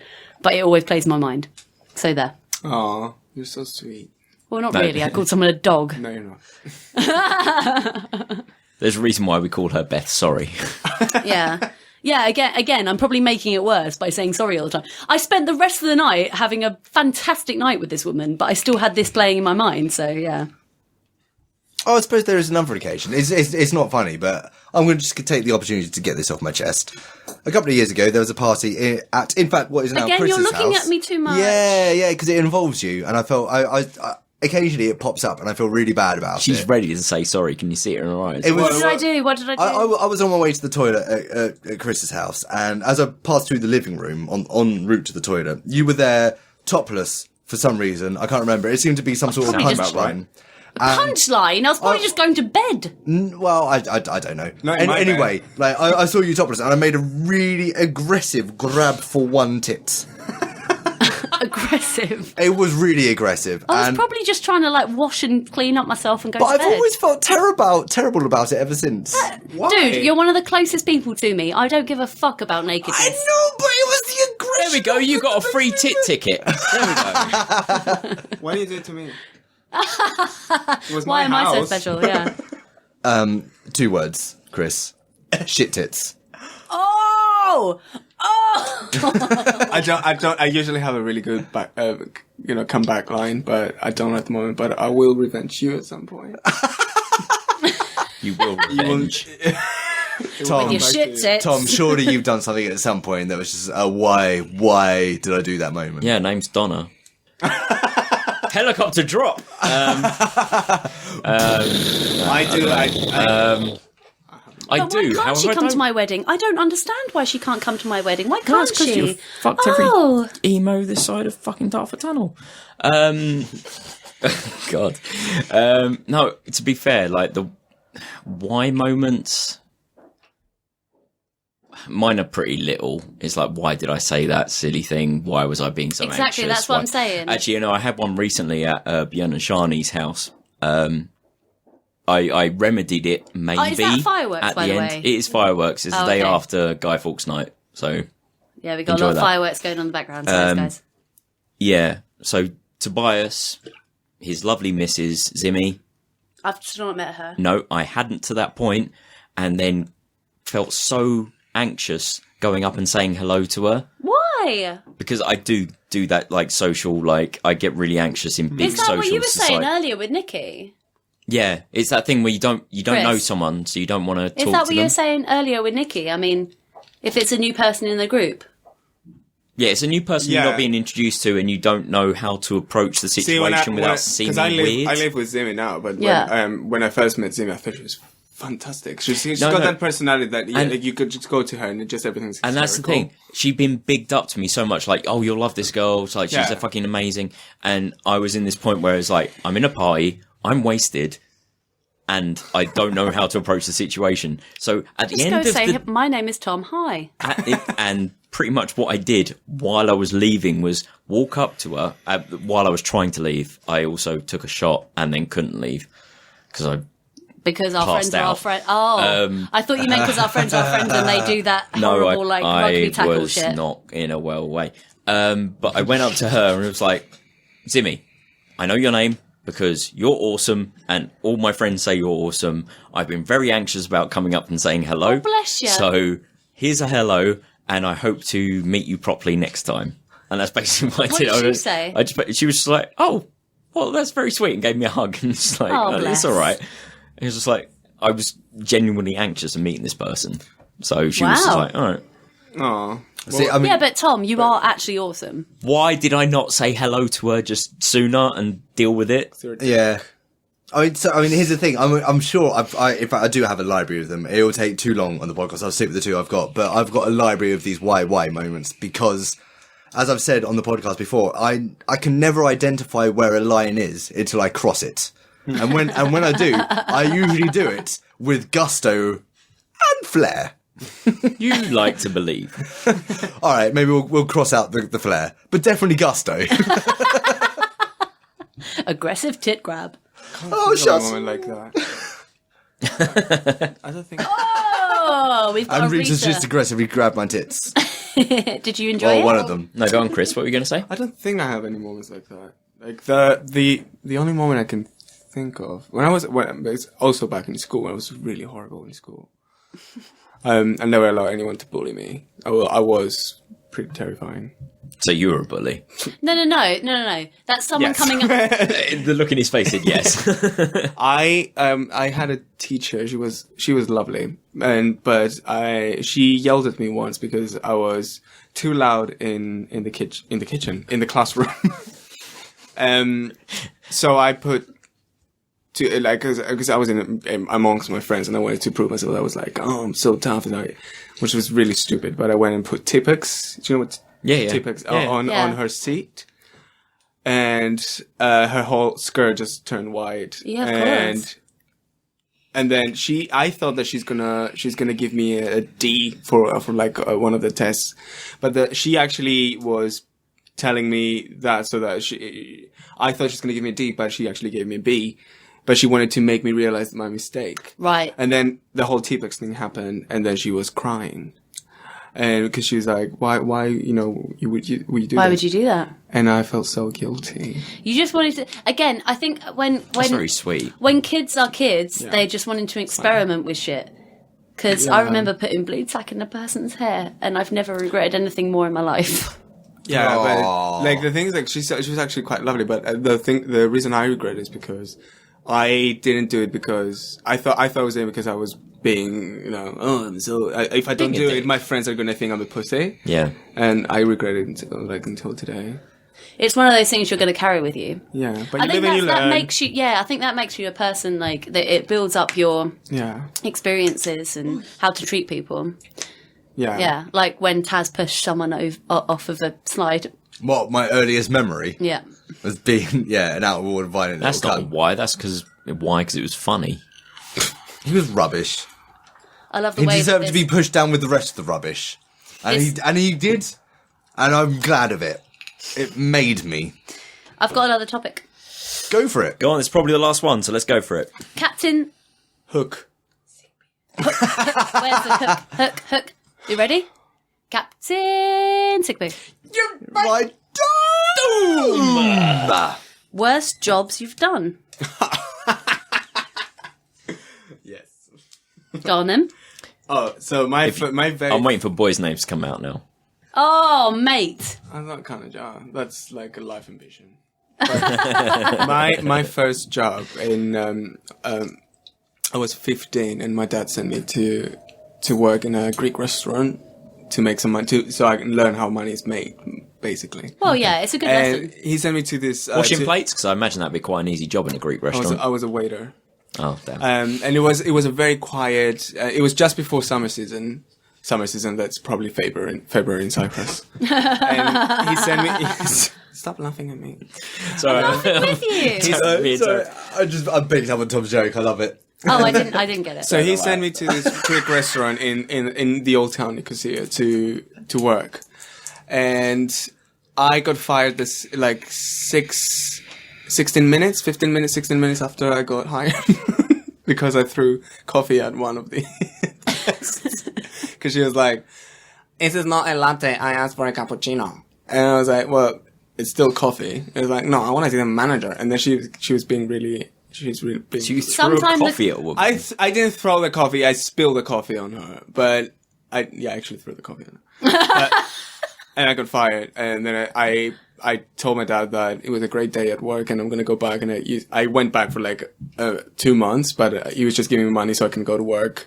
What were you And doing? I was just going hanging downtown out? because hanging out with my friends. Yeah, and then he found out. Oh, so he gave you an allowance because you're going to work? because he was like, when are you going to get paid? It's been 2 months. God. It's like, he's going to pay me in a matter of time. He was really Playing the system. Love it. Oh, my word. Worst job I ever did was probably home IT support. So I just got Fix out. my computer, Tom. Yeah. Meh. My name's someone who needs help from Tom. Meh. And there we see why I did the intro we did. Yeah. Beth did an impression of me. Well, no. I'm talking about the impression of everyone that's else fair who constantly asks you to fix shit. So yeah, I'm the IT nerd in my family, which means that I have to fix everything.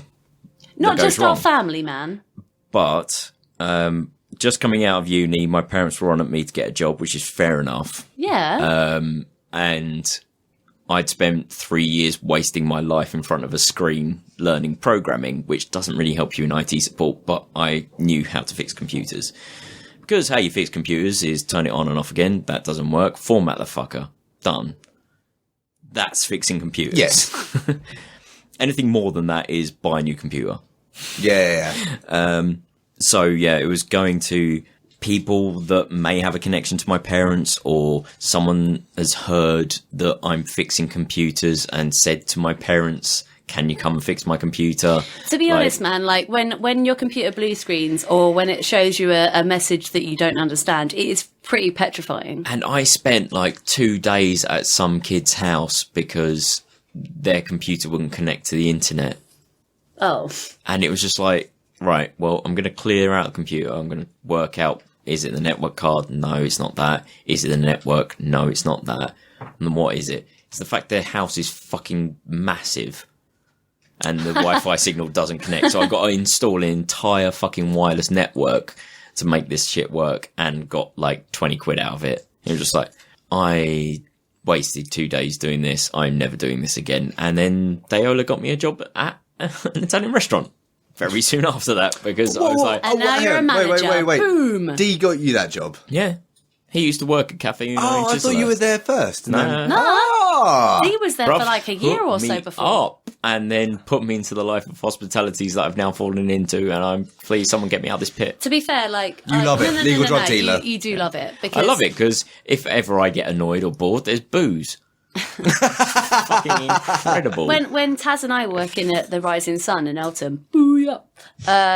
That's the noise every patron makes as he walks through the doors. Come on, bruv, give me a pint. But yeah, with hospitality and stuff like that, I'm trying to think of like the worst job I've ever had, but I started off on that, and to be honest, I really enjoyed it. I fucking really enjoyed it. It has its days. Yeah. So it when you got into hospitality, it made so much sense. It did mean that you were able to like fully use your capacity to be a manager as well, and I'm really, really proud of you. Sorry. There's the sorry. But yeah, I really enjoyed our time. I mean, I really enjoyed it, but as I've said before, it kind of wore on me after a while because that being particularly an old man pub.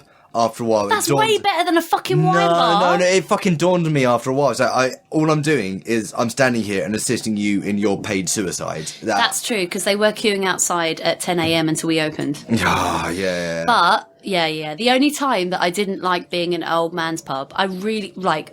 I prefer staying inside rather than going out, to be fair, because I think, of course, I think that staying inside with your friends, listening to the music you want to listen to, wearing whatever the fuck you want, possibly pajamas or nothing, and just doing whatever the fuck you want is way better than going out. However, old man's pub, I did really enjoy way better than a wine bar, a swanky pub, any kind of that kind of stuff. I really enjoyed that. The only time that I didn't like being in an old man's pub is when one of our regulars, because it was still smoking at the time. Yeah.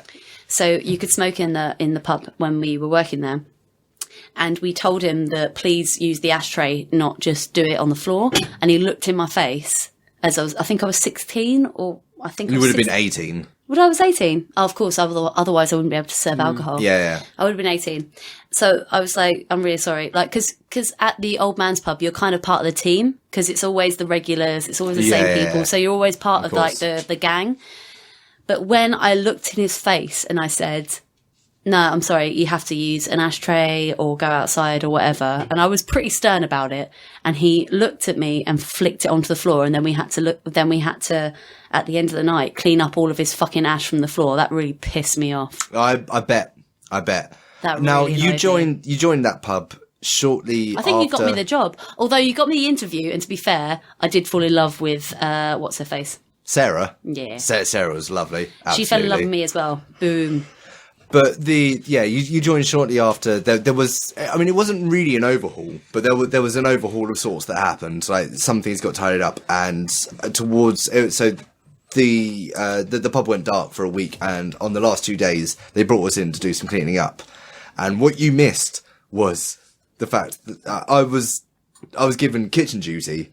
And kitchen duty is always the worst. John said, all right, okay, so the kitchen needs cleaning. By the way, I would love to hang out with again. Fucking legend, absolutely. Please, where is he? Can we get him? He's no longer there. Well, no idea where he is. Oh, no idea. I'd love to hang out with him again. He gave me kitchen duty, and John was the landlord, by the way. Sorry. Almost certainly spoken about Check this him out before. on Facebook. But had this moment of like went in there. It's like, okay, you ought to clean the kitchen. Oh, the kitchen looks pretty clean. It's like, yeah, no, pull everything out and then clean behind it.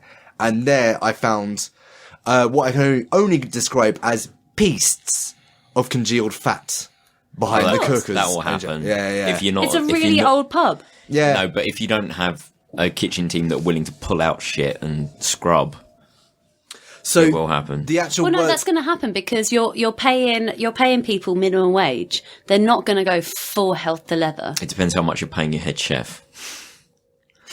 Chef. Yeah, exactly. In that pub, yeah, no.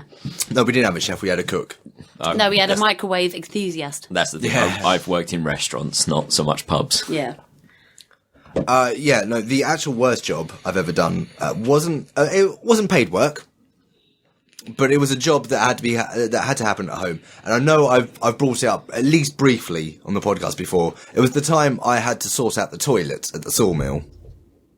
And Mate, I've cleaned those toilets before when someone was sick all over the wall. No, I'm not talking about cleaning the toilet. I'm talking about the fact when it was constantly overflowing. Re-plumbing that shit. Overflowing? Oh no, that's worse. That's way worse than sick. Yeah. That's way worse. I mean, I made a promise to myself as I was doing this. I will never tell anyone. But going into the podcast, I've always had the idea that I would do this with absolute honesty. So I'm going to tell fool you. I'm going to tell you guys all about this shit.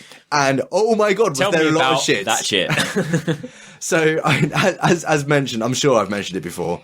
Like the toilet had been backing up constantly, every now and then for a long time, and then we hit a period where it would just back up. Oh, don't couple hit a of flashes. period if you're. Yeah, I was about to say, don't mention that. Every couple of flashes, it would back up, and it's like. I got home, I can't remember what I'd done at work, but I came home, done that, and then tried to have a pee, flushed it away, and then the bowl filled up with feculence that should have gone away. I was like, right. I like that word. I've had enough of this. So I forced that away. Yeah. Until there was some sort of flow, and then I got rid of as much of the water as I could. And looking at the level, it was at a level where, okay, I can now take the toilet away. Fortunately, the cistern was high above. It was old, Victorian. It's actually quite pretty, yeah. Style, yeah, like it was right up there with a long lead pipe leading down. A flush that can clear everything from the system. Nice gravity assisted. Goody could it. It was such a flush. It turns out there's one thing it can't clear. I'll get to that in a second. So, having removed as much of the water as I could from the toilet, to a point where I knew that if I removed the toilet from the wall, it wouldn't cause any spillage or any problems. Yeah. I got dressed up in a hazmat suit and big leather boots, and I got gloves on, and I didn't have a face mask, so I used a scarf to create a face mask. So you were living with Diola at this point, if you've got a hazmat suit handy. Yes. There we go. Oh no! Actually, that was pre-Diola. He was working in. He was working in the field before. He was working in the field he was working in, but he brought some hazmat suits over for a party, and there's one left over. Which probably shouldn't be mentioned. No, it's fine. He ain't here to censor us. No, that was just when he's working in asbestos testing, not where enough. he's working now, which we can't talk about. Dude, that's so obvious now. No, it's not. Mate. So, dude, asbestos everywhere. Shut up. Now, I was up in the full regalia. I got one of my drills and I unscrewed the toilet from the floor and pulled it away from the soil pipe.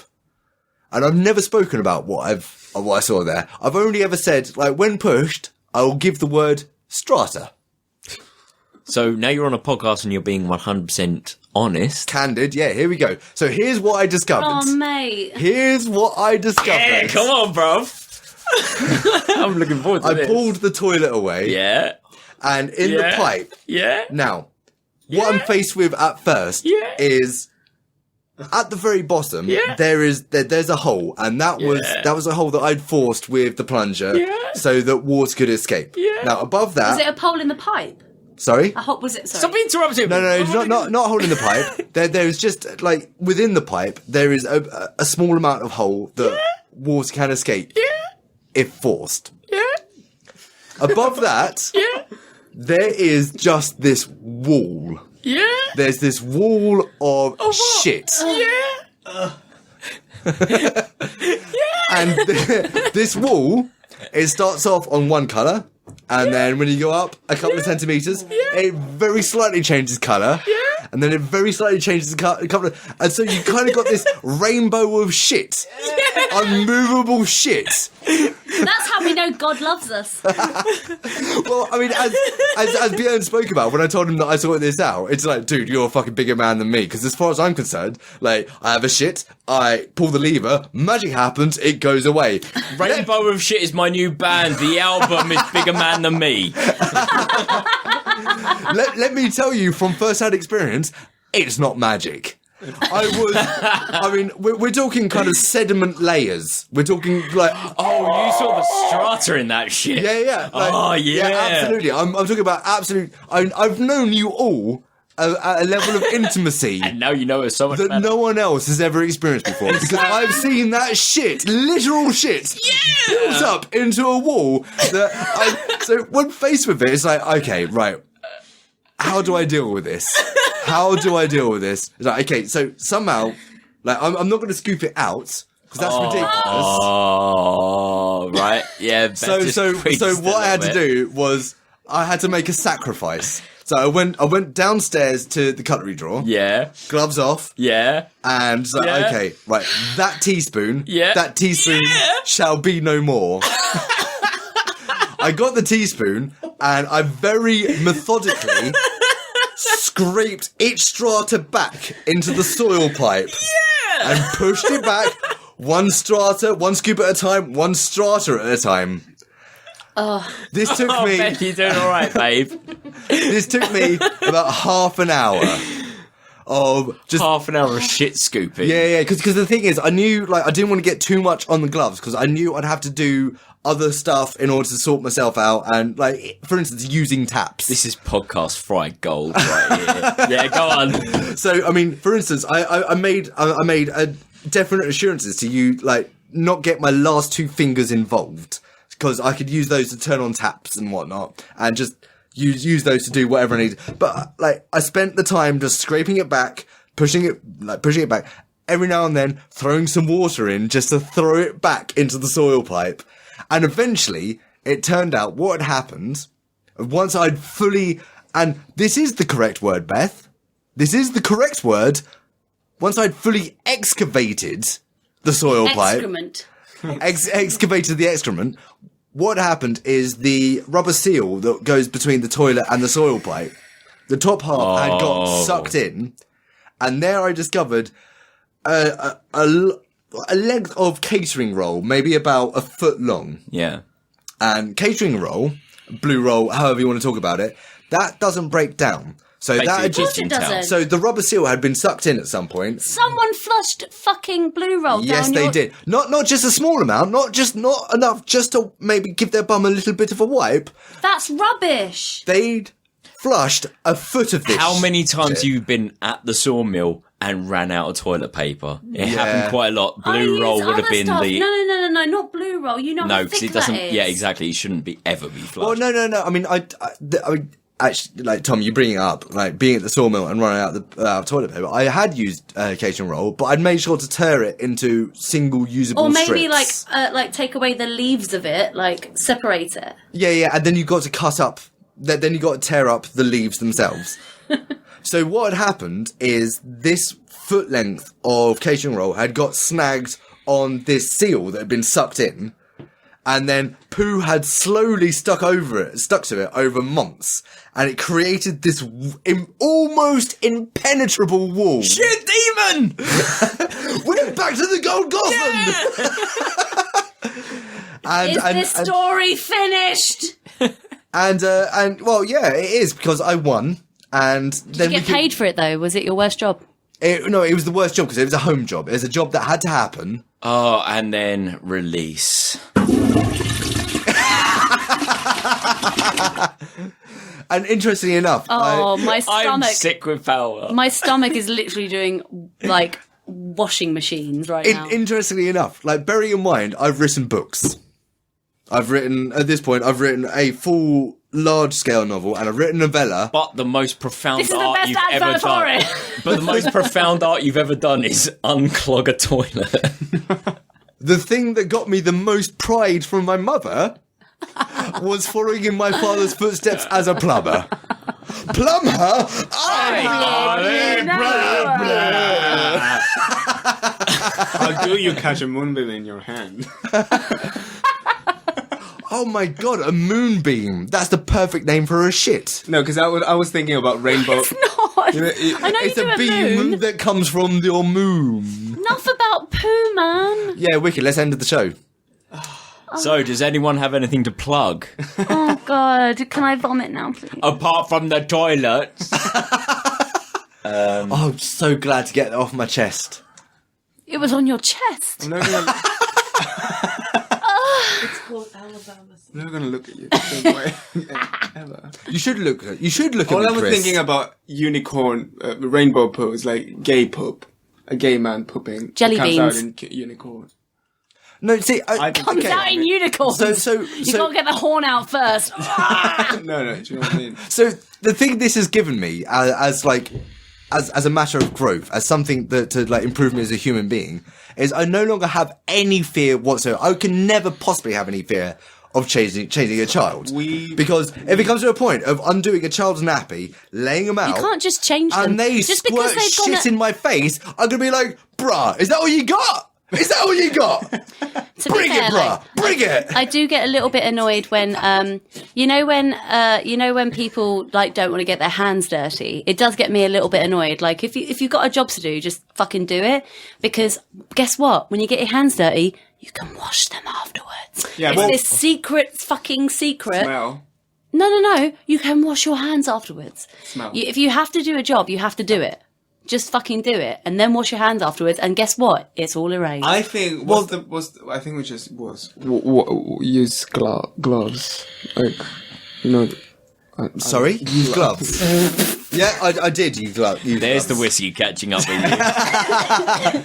I mean, there is that video that it went viral for a small while of the Marine changing his child and undid the nappy, and he started gagging constantly. And I'm there watching that and going, dude, you undoubtedly shot somebody in such a way that their brains shot out of their eye, and you're gagging over the sight of shit. That's ridiculous. Okay. So yeah, I'm all good for parenthood now. So, does anyone have anything to plug? Well, both of them lot have books. Yeah, so Taz, do you want to lead off, seeing as you've mentioned the show already? Oh, yeah, I mean, I've Chris got some time to prepare what he's going to plug. I've got a book out on done. Amazon Kindle called Walking Out. It's by me, Taryn Woolmore. Please go buy it. It's really good. I love Elle. Life is my life. Oh yeah, brilliant! Thank you very much. It's been boosted by Tom has both has expressed his love for it, and so has Chris, and Beth has it because she hasn't read it because she doesn't love me. But she will be. Oh my in the god! I just audiobook. channeled my own mother's ability at guilt. Boom! It's all right. You've just pushed it to the guilt monster, so it's okay. Wicked. I'll just sit here and reminisce. But I mean that's what I got at the moment. Fair enough. Just search Taryn Wilmore Walking Out on Amazon. Mm-hmm. And then if you have Kindle, which you should because you can get it on everything. I'm pretty sure there's even watches you can get it on. Check it out. I Can you hope you imagine enjoy. reading a book on a watch? I want it. I'm going to do it. And Well, there was, famously, Cory Doctorow, a science fiction writer. He is all about not open policy, public, the public license or whatever it's called. It's all open to the public, and one of his fans found a way of coding the book so it could be read on a Casio digital wristwatch. That's beautiful. Glorious. I like that. No one ever will, but it's nice that it was done. Anyway, more plugs. Chris, have you got something to plug? Plug something. Not at the moment, but What about your book? I'd say that I don't care about Braveheart, but I care about the next one. So at the moment, I'm finishing a really nice. I think it's gonna be nice. you don't want to plug your book that's already published. Nah, no, it's not good shit. Don't bother buy it. Oh, baby. But the next one that hopefully I'll have out in the next couple of years, it's gonna be good because Taryn knows about it. I do. And I have his approval. It's a bit hard to plug something that's not already out, though. So, what do people search for? At the moment, it's Braveheart, as in HART, because it's the surname on Amazon. Christakis. And If you want yourself some gay and all that literature kind of that's not stuff. actually gay literature. No, it's not gay at all. No, it was supposed to be a gay novel. Like if you there was I did this blog interview with Amy Yoshida, which is a really nice author, and I talked to her about how it originally was supposed to be a gay novel, but it was the I was publishing going house. to say, I've read it. It's The publishing house I wanted to go with it said the gay doesn't sell, so you should change your character into a woman, and it did. But now I regret it. That's why I don't agree with this book. Oh, okay. Because Fair enough. at the time Fair enough. but it was a really shit publishing house, so it was better. It's so much better to just go self-publish. have a look at it. Just go have a go look. with your first It's got to be said, initial though. idea. I mean, yeah. it's at least And- earned you some money, which mine didn't. So, And very soon he will be having a podcast coming out. because I'm going to teach him how to do podcasting, Oh, yes. which is why he's here tonight. What about that London guy? Do you want to push that at all? Oh, that London bloke. Well, that London bloke is a website I started last November. What's the website? Thatlondonbloke.co.uk. But at the moment it's under maintenance because it's going to be launched in January again with a lot of interviews, because we find a lot of artists that are not in the mainstream, like people who may go to open mic nights and might write their own songs, might write their own books. Who need a platform to Any be heard. indie artist. Yeah. And because I do have a lot of readers on my website. I just use these artists and I promote them. It doesn't make any Very money. cool. It's not profitable. It's just a hobby, which I really love doing. Yeah. that's So cool. at the moment, it's just finishing up so many things because I had to finish uni as well. So I didn't have time to look too much into it. But in That's fair January, enough. it's going to be So in January, out. it'll be It will- fully fledged. Yeah, so it'll be out as a proper website in January, and there's a lot of things you can shop, some vintage stuff as well, some art. So there's a lot of things coming up. Wicked. Yay. All right, Beth, what you got? Oh, Talanas.org? That's TALANAS. Books. Books. I have no books. I just have my voice. And so this week, I am going to plug Titanfall 2. Because I've been playing it like a cunt on my computer and it's really fucking good. If you like your mechs, you like your ninjas, you like some wall running, and you like some fucking action in your face, definitely go give it a look. That shit is good. And also, if you want to hear what I sound like when I sing, then Beth Ryan Music. Just search for Beth Ryan Music as if it was one word. Done. Wicked. Okay, it's music time, people. Oh, what are we going to do? What do I do? What's this? So we're going to Let's take a quick second to figure gather out what we're everyone. going to do. Bum, dum, bum, penis. Bum, bum, bum, bum.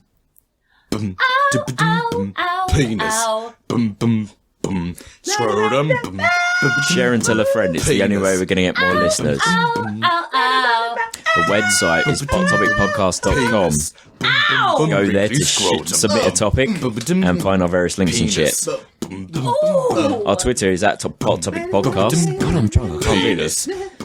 Oh my goodness. Search Pot Topic Podcast on Facebook to find our page and community group. Interact with us. Our Instagram is at Pot Topic Podcast. Use the hashtag penis. Pot Topic Podcast, and you'll pick up here on our community.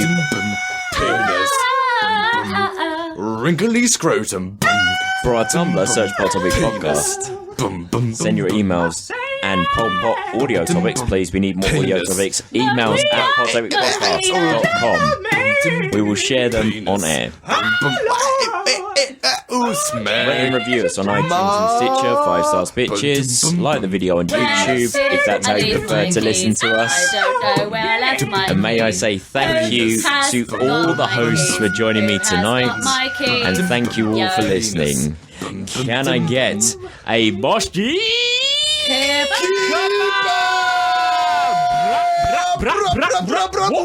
What, bro? In your face, What, bro? In your I'll face! fucking take you down on Robot Wars. Fireworks in your face 3 times, motherfucker! Oh, your A nice little cake, yo. Bam! Stomach hurts.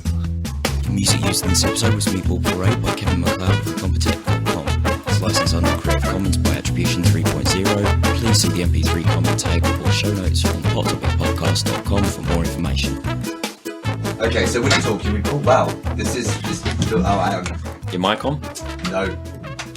Every fucking Am I on time. then? Are you coming in? There we are. Oh, wow. That's what me and Hal were doing last night at the fireworks from our bed.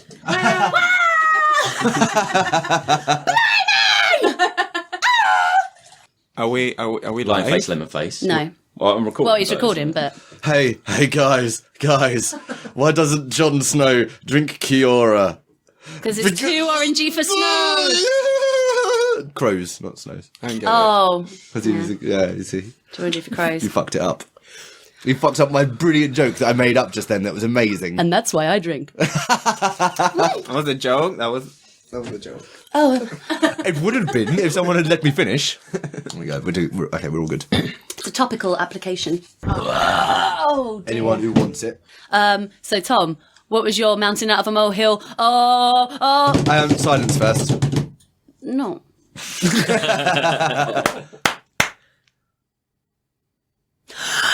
Here we go, the best joke of the show. That was not enough silence. Also, there was a plane going overhead. Always. Rain stopped. To the garden. Out into the. Don't pee on the cat. This is. Oh, that's a good shit. I love the way your Mexican voice is the same as your old person voice. Old people are Mexican. I am so old. I cannot climb that fucking wall. It reminds me of the time in San Jose. Texas is beautiful. I want to go back to San Juan. I know, boy, you can get on. Yeah, bring it back to the west side. Oh my Nice. dear! Oh my dears! I picked all of my Stanastelli. I know you can get one. West Side Story. You know West Side Story. Smoke on your pipe and put that in. The only reason I know every lyric to West Side Story is because I had to do 2 weeks of playing the tuba to West Side Story as a live band. He was probably only there for the jokes. So basically, it was the same 4 notes I was playing for the last 10 years that I decided to play tuba. That's why I know all the lyrics, because I was bored playing, so I was listening to what was going on over there. Okay, I know. I'm gay. Yeah, do you know what? Is that the reason you're allowed to say anything? I'm gay and foreign. No, it's fine. That's Gay the and reason why he foreign. understands musicals.